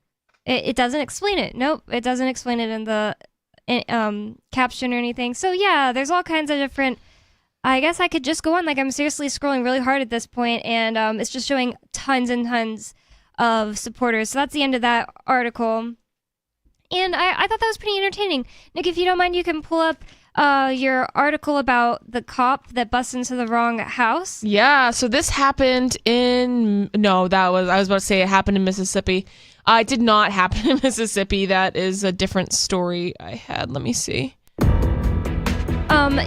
was Seattle, this one. Yes, Seattle. But we can get into it in the next segment. I didn't even notice we were so close to the end of that segment. 603-283-6160 if you want to get into this conversation. Check out the AP news article that we were just reading, and I'll put it on the socials because it has a lot of interesting photos. I mean, this guy's really popular, Javier Milei. 603-283-6160. It's Free Talk Live. More coming up. This hour of Free Talk Live is brought to you by Dash Digital Cash. Dash is the cryptocurrency designed to be used for spending. Tired of the ever-inflating US dollar? You can live your life on Dash instead with some handy websites. BitRefill.com has been accepting Dash for years and has a ton of big-name retailers and brands including grocers, gas stations, phone refills, Amazon, and even prepaid MasterCards. Plus, many of their gift cards are available at a discount. But what about paying your bills? Spritz.finance can do that, and they can send dollars to your bank account in case you still need those for some reason. Dash is one of the oldest cryptocurrencies and is widely available on exchanges, including the decentralized Maya protocol, and in multi-crypto wallets. It's easy to get and use Dash. Start by learning more at Dash.org. Thanks to the Dash DAO for sending us 32 Dash per month to promote Dash on the air. Visit Dash.org to learn about Dash. Dash.org. From Feature Story News in Washington, I'm Benji Haya. Appalled. That's how the United Nations Emergency Relief Coordinator describes reports of military raids at a Gaza hospital in past hours. Israel says it's conducting a targeted operation at Al-Shifa Hospital, accusing Hamas of running a command post in tunnels under the site. William Denzelo is in the UN headquarters in New York. Martin Griffiths says protection of newborns, patients, medical staff and civilians must override all other concerns, adding that hospitals aren't battlegrounds. The UN estimates over 2,000 people may be inside Gaza's largest hospital, as Israeli forces search for Hamas fighters and its military infrastructure around the facility. The UN's Office for the Coordination of Humanitarian Affairs has called on all parties and all powers with influence to follow its 10-point plan, including calls for a ceasefire and for more aid to enter the Palestinian enclave. The UN says these steps are required to help rein in the carnage. US President Joe Biden has sat down with his Chinese counterpart Xi Jinping for a high-stakes face-to-face in San Francisco. It had been almost a year since the two men last met, and tensions are running high over a variety of issues, including the Israeli assault on Gaza, the Russian war in Ukraine, and China's future plans for Taiwan. Our US correspondent Simon Marks is on the ground there. It's taken a year for the two sides just to negotiate terms for this meeting. They're eager to try and put the relationship with China back on track. But as President Biden indicated before flying to San Francisco, the bar for the meeting's success couldn't be any lower. To get back on a normal course of corresponding, being able to pick up the phone and talk to one another if there's a crisis, being able to make sure our military still have contact with one another. It is possible the two men will agree to restore military-to-military ties ruptured when America shot down a Chinese surveillance balloon in February. And there may also be an agreement for China to crack down on the illicit trade in the drug fentanyl that is creating a fresh generation of addicts on the streets of this city and many others across the USA. And the UK's Supreme Court has ruled the government's plan to deport asylum seekers to Rwanda is unlawful. The verdict brings to an end a long legal saga and poses major questions over the government's ability to stop migrants arriving to Britain in small boats. Simon Gaitan's been following the justice's remarks. They pointed to extensive evidence from the UN Refugee Agency that cast doubt on Rwanda's compliance with international obligations. The UK signed a deal with Rwanda to take in asylum seekers and process them in the country in exchange for $150 million and a further $15,000 per person. It leaves Rishi Sunak's government in need of a new solution to a pressing political issue ahead of next year's expected general election. Yep, we still do email. Drop your email address in the entry box at freetalklive.com and you'll be kept in the loop with Free Talk Live.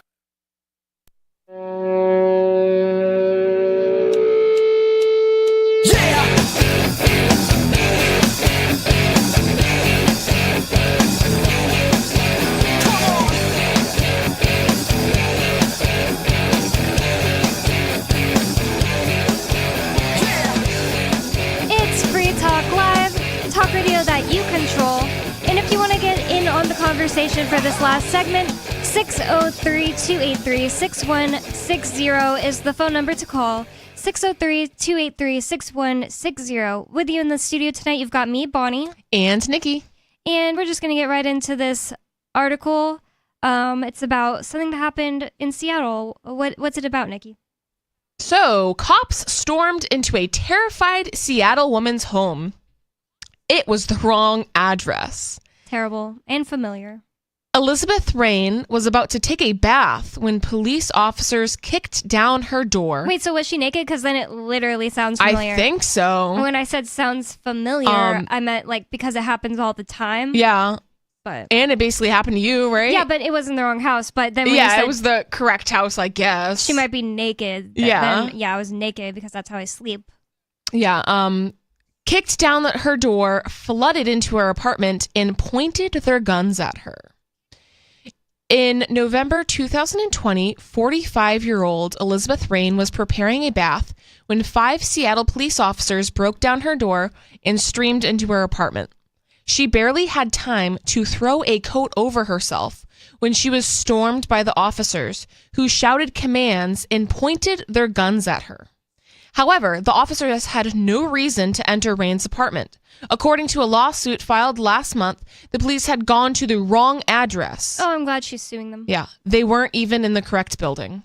I don't know if she'll win, but they should at least try suing. I mean, yeah. It's just crazy to even think that she could possibly not win. Like, oh, they just made an honest mistake. Yeah. But when any of us make honest mistakes, we go to jail. Right, like But pointing a gun at someone. When cops make honest mistakes, and first of all, dishonest mistakes. As a professional, a quote unquote professional, well, how are you going to the wrong address? Yeah. You guys, don't you think before you do a no-knock raid, bust someone's door down and point guns at them, you should make sure it's the right house? I mean, an Uber Eats delivery driver receives more consequences for their actions of going to the wrong house than a freaking cop. Yeah, I mean, literally. Doing a raid. And this is, this isn't the first time this has happened. They've murdered, remember Breonna Taylor? Mm-hmm. I think that, or maybe it was the right house, but there was another one. I mean, they killed her. Yeah. But, and she was not the suspect. But this happens all the time where they go into the wrong house, and then people are like, what? Like, what are you doing here? Like, and people have died, and the police shot and killed them, and they weren't even in the right house. Not if they were in the right house, it would be okay. But it's just like, this could have totally been completely avoided. Even if you guys knew, you know what I mean? Yeah. It's a terrible thing to go through if you have no that's possible way traumatizing. of quote unquote deserving it. Like if you're hoarding someone you're torturing, maybe you deserve to have your house raided. But I would say like the majority of the time, no-knock raids are completely unwarranted. Any raids are unwarranted. And it's just super traumatizing for the people involved. To have your space, your home completely violated, to have criminals, thugs, gang members storm into your house and point guns at you. That is, I don't know in what world are those the good guys. Like, that's the law enforcement. Yeah. The people who are like murdering people and breaking into your home. That's the law enforcement. That sounds like a criminal gang to me. And like, what was even the reason they were doing this to the person who they were supposed to be going into their house? I feel like it probably wasn't what I just described. Like, oh, you have a tortured victim. No, there's probably like, oh, this person might have a gun, so you should probably, in Seattle. whatever, stupid. So even after police knew or should have known that they had broken down the door of the wrong apartment in the wrong building, the defendants still continued to needlessly search her apartment while Miss Rain trembled in fear. So I mean, yeah, so I don't know how they were. So they should have figured out by now. I mean, I guess they should know what the suspect looks like or whatever, or like some way to ID them or something. Or if she's saying like, no, that's not who I am, like I'm somebody else, they still searched her apartment without a search warrant. Like, that sounds illegal. Yeah. So according to the Seattle Times, the officers believed they were responding to a crisis call about an intoxicated man who may have been attempting to push someone out of a window. While other first responders were able to reach the correct address. So, the paramedics and the fire department made it to the right place. Why but does it's this the even cops that were require- so dumb that they couldn't even find the right building. Why does this even require searching through her items? If It doesn't. If it's about a guy who's trying to push a lady out or somebody out a window, Yeah, you like look there's for no the guy. search warrant there. Why are you looking through her stuff? Yeah. Why are you still in her apartment? Yeah. Leave. Is there a man there? Is there a man here? Is anybody pushed out of a window? Or Leave. near to it? Yeah, so it's like clearly the situation that you're responding to isn't happening here. Maybe you should leave, say sorry, and then go find whoever actually needs help. These freaks, they just like can't handle being wrong. So I feel like a lot of these situations, they already figured out that they were wrong, but they're just going to go on. They were with like, it. I hope we find a crack pipe on her coffee table or something. Totally. So, you know what I mean? Like, oh, thank God we busted your door down. You know, it's just insane. Well, we do have a caller on the line in Washington. Chuck, what's on your mind, Chuck? Yeah, talking about that lawsuit, I was just reading up on that. That was, they took that to the street during the protest / riots / Chaz Chop area. That was one of the, things that people were protesting about, no-knock warrants, and how dangerous really and most of the time unnecessary it is. In Auburn, Washington, which is in the Seattle area, I believe, it's in that area.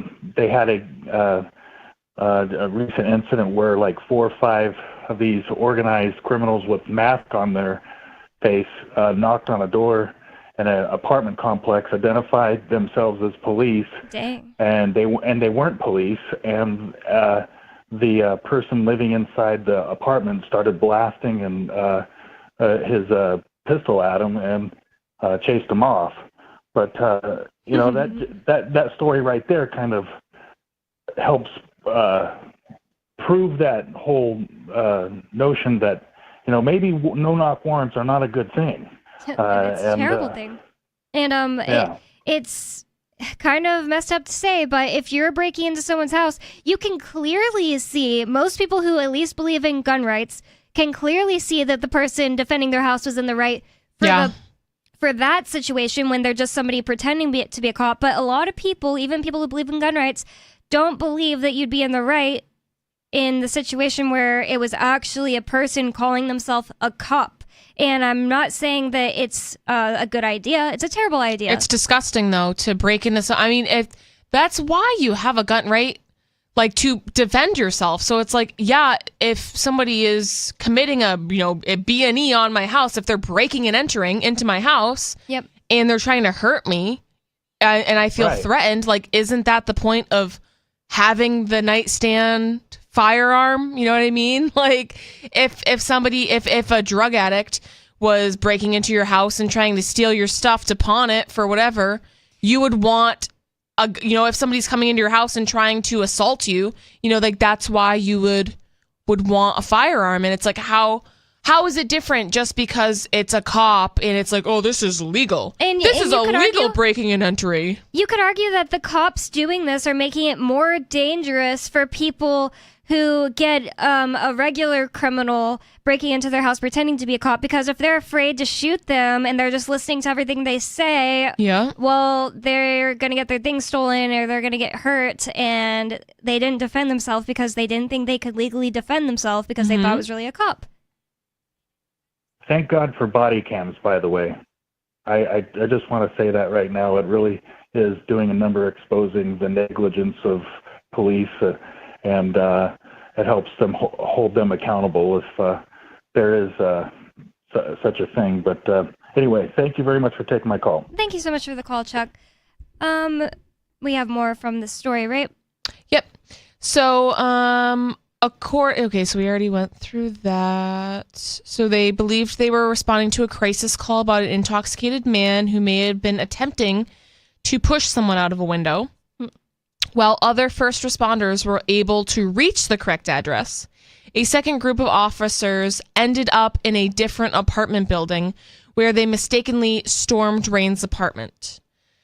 Body camera footage shows the officers kicking Rain's door in and rushing into her apartment with guns drawn. The officers are also captured searching through her apartment while Rain sobs and trembles in fear. Oh my God. The officers And I'm sorry, I missed it. Was she naked? She had just enough time to put a coat on.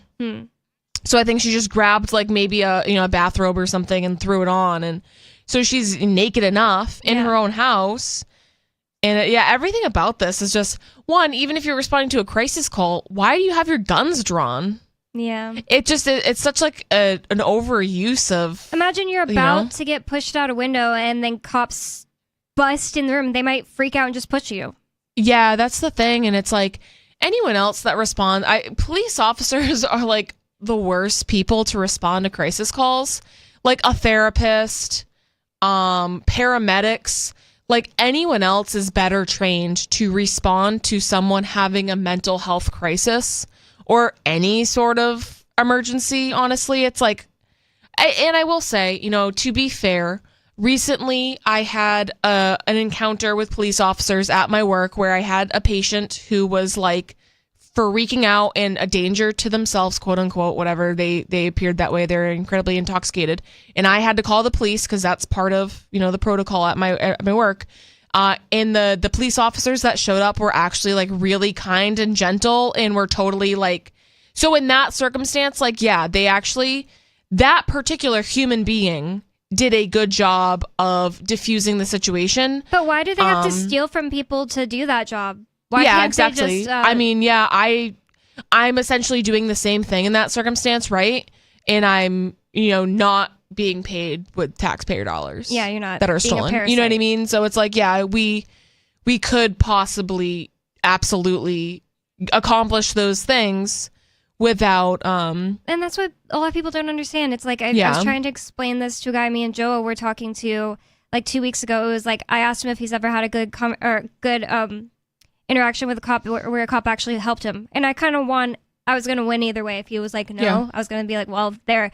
But since he said yes, and he explained, a cop helped me not get my iPod stolen or something like that, I was just like, okay, so what makes you think that that is something that can't be done without them being paid from theft? Yeah. Like, that's all the differences I'm saying here. I'm not saying, we don't need anyone who can help people when their iPod is being stolen. I'm saying, why steal from other people to stop stealing? Yeah. It doesn't make any sense. No, it doesn't at all. So the officer's actions put Rain in mortal fear that she was going to be assaulted or killed in this incident through no fault of her own, reads the complaint. Sounds familiar. She was about to take a bath in her own apartment at the time, had disrobed in preparation for getting into her bath, and barely had time to throw on a large coat to cover herself before the defendant officers who entered the apartment shouted commands at her and trained one or more firearms at her. They were pointing guns at her.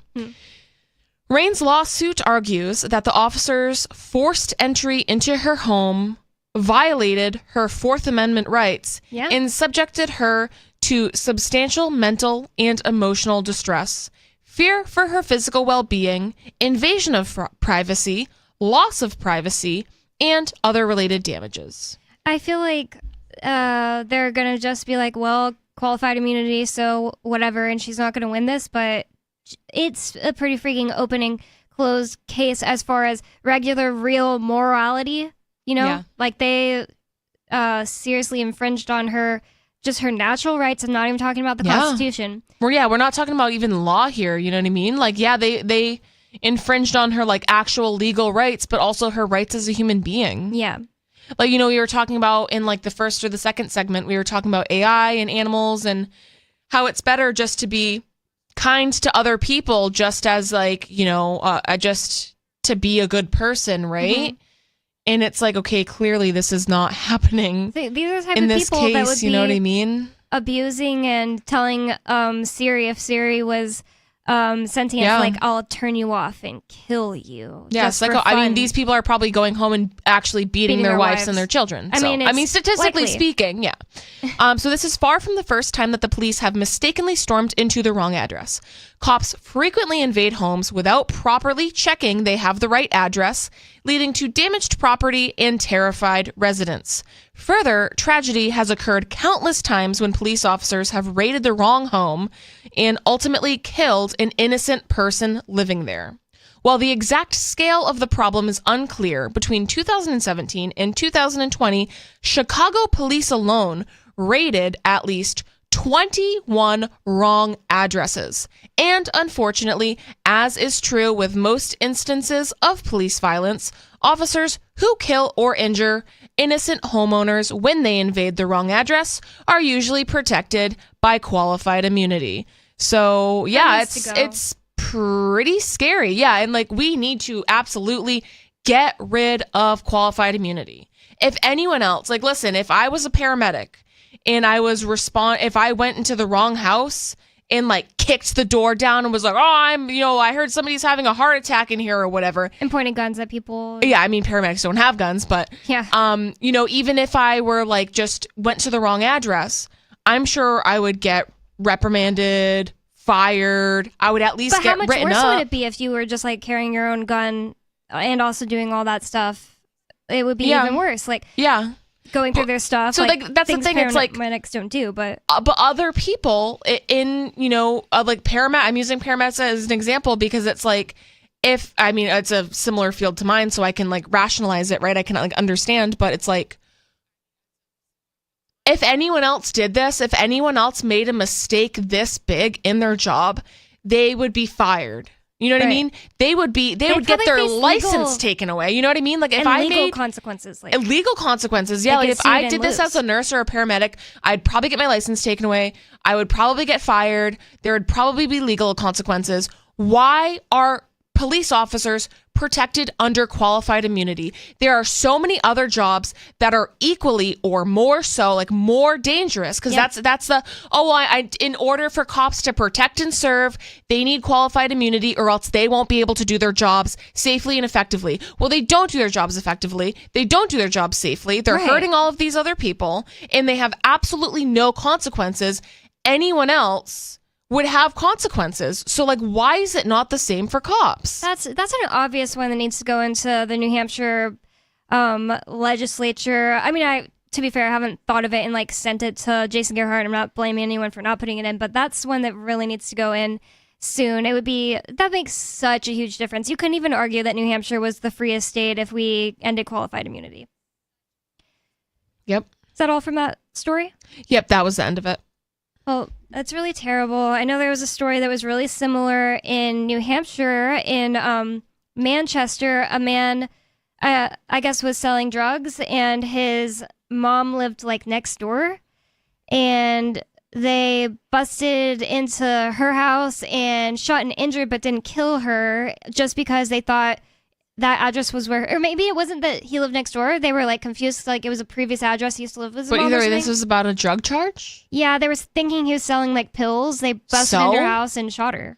Right. So, and that's the thing too. It's like, and this happens so much where it's like the response doesn't match what people are being accused of. You're selling Percocet.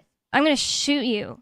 Yeah, like that doesn't, like, why are we doing a no-knock raid for that? Like, why are we killing people over that? And he was like suspected of selling Percocet. It's like he's innocent until proven guilty. No, that's kind of a myth in the United States. Yeah. Well, moving on, we have this story from the Los Angeles Times. I don't know if there's really much of a moral story here, but it is interesting and it is a little bit crazy. It says, off-duty pilot took psychedelic mushrooms 48 hours before flight, prosecutor says.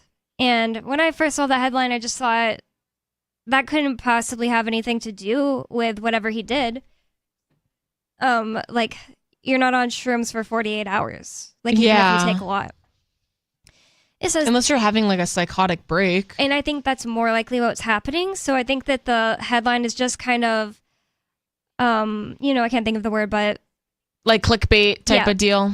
So It says the flight started normally with 2 pilots and an off-duty colleague in the cockpit talking about the weather as they took off from Seattle for San Francisco a few minutes ahead of schedule. But the Horizon Air flight ended about as strangely as it could. An emergency landing in Portland, Oregon. The off-duty pilot handcuffed and strapped to a seat in the back of the plane after allegedly trying to shut off fuel to the engine. And an investigation by the FBI into whether he was on psychedelic mushrooms during the flight. This event is a unicorn, said Robert Ditchie, an aviation expert and former executive at numerous airlines. It's almost unthinkable to me.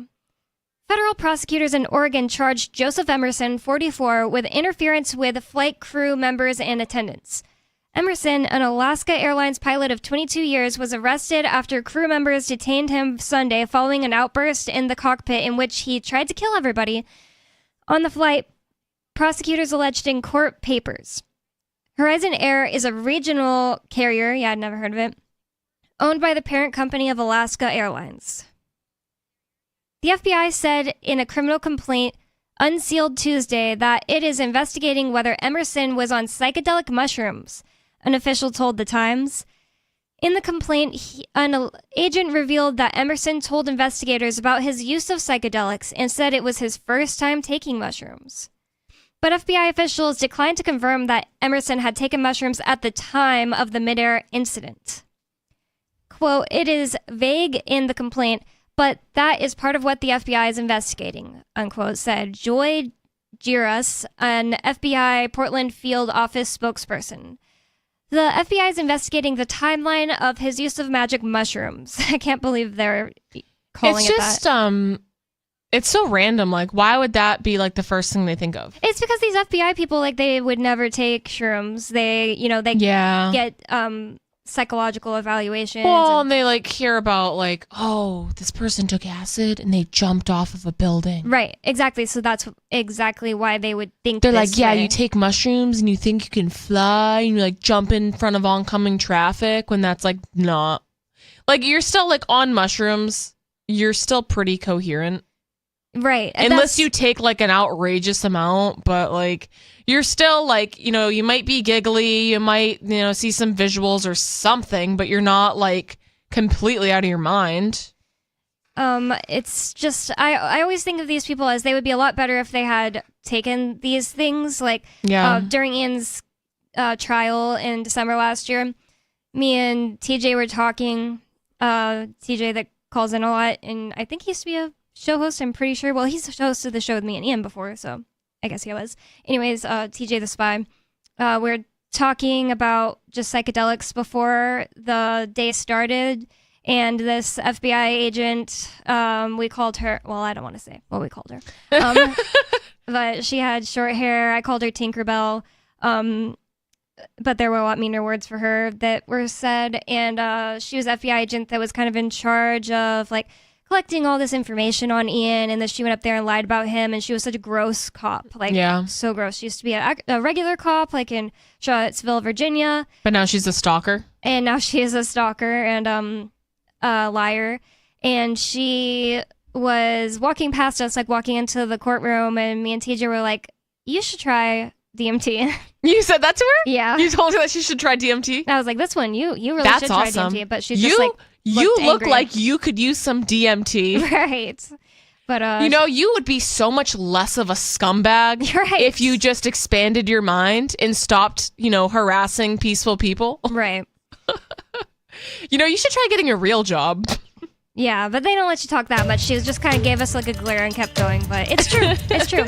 And basically, this guy didn't sleep for a long period of time, and that's what happens. That makes you crazier than just taking a normal amount of magic mushrooms. Well, freetalklive.com, you can visit us there, find out more about us, and listen to more shows. We'll see you again tomorrow. Peace.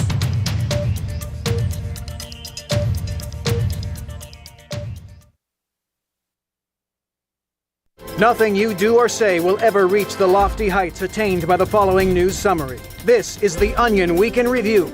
Facing increased market pressure and a shrinking bottom line, media company Star Trove was forced to lay off dozens of unskilled bloggers this week. Sources confirmed that before being dismissed, many of the bloggers had been with the company for months, regularly performing menial tasks such as describing celebrity outfits and composing quizzes about Disney characters. I mean, I'd been with this company for almost a year. It wasn't the most rewarding job, and I didn't have health insurance, but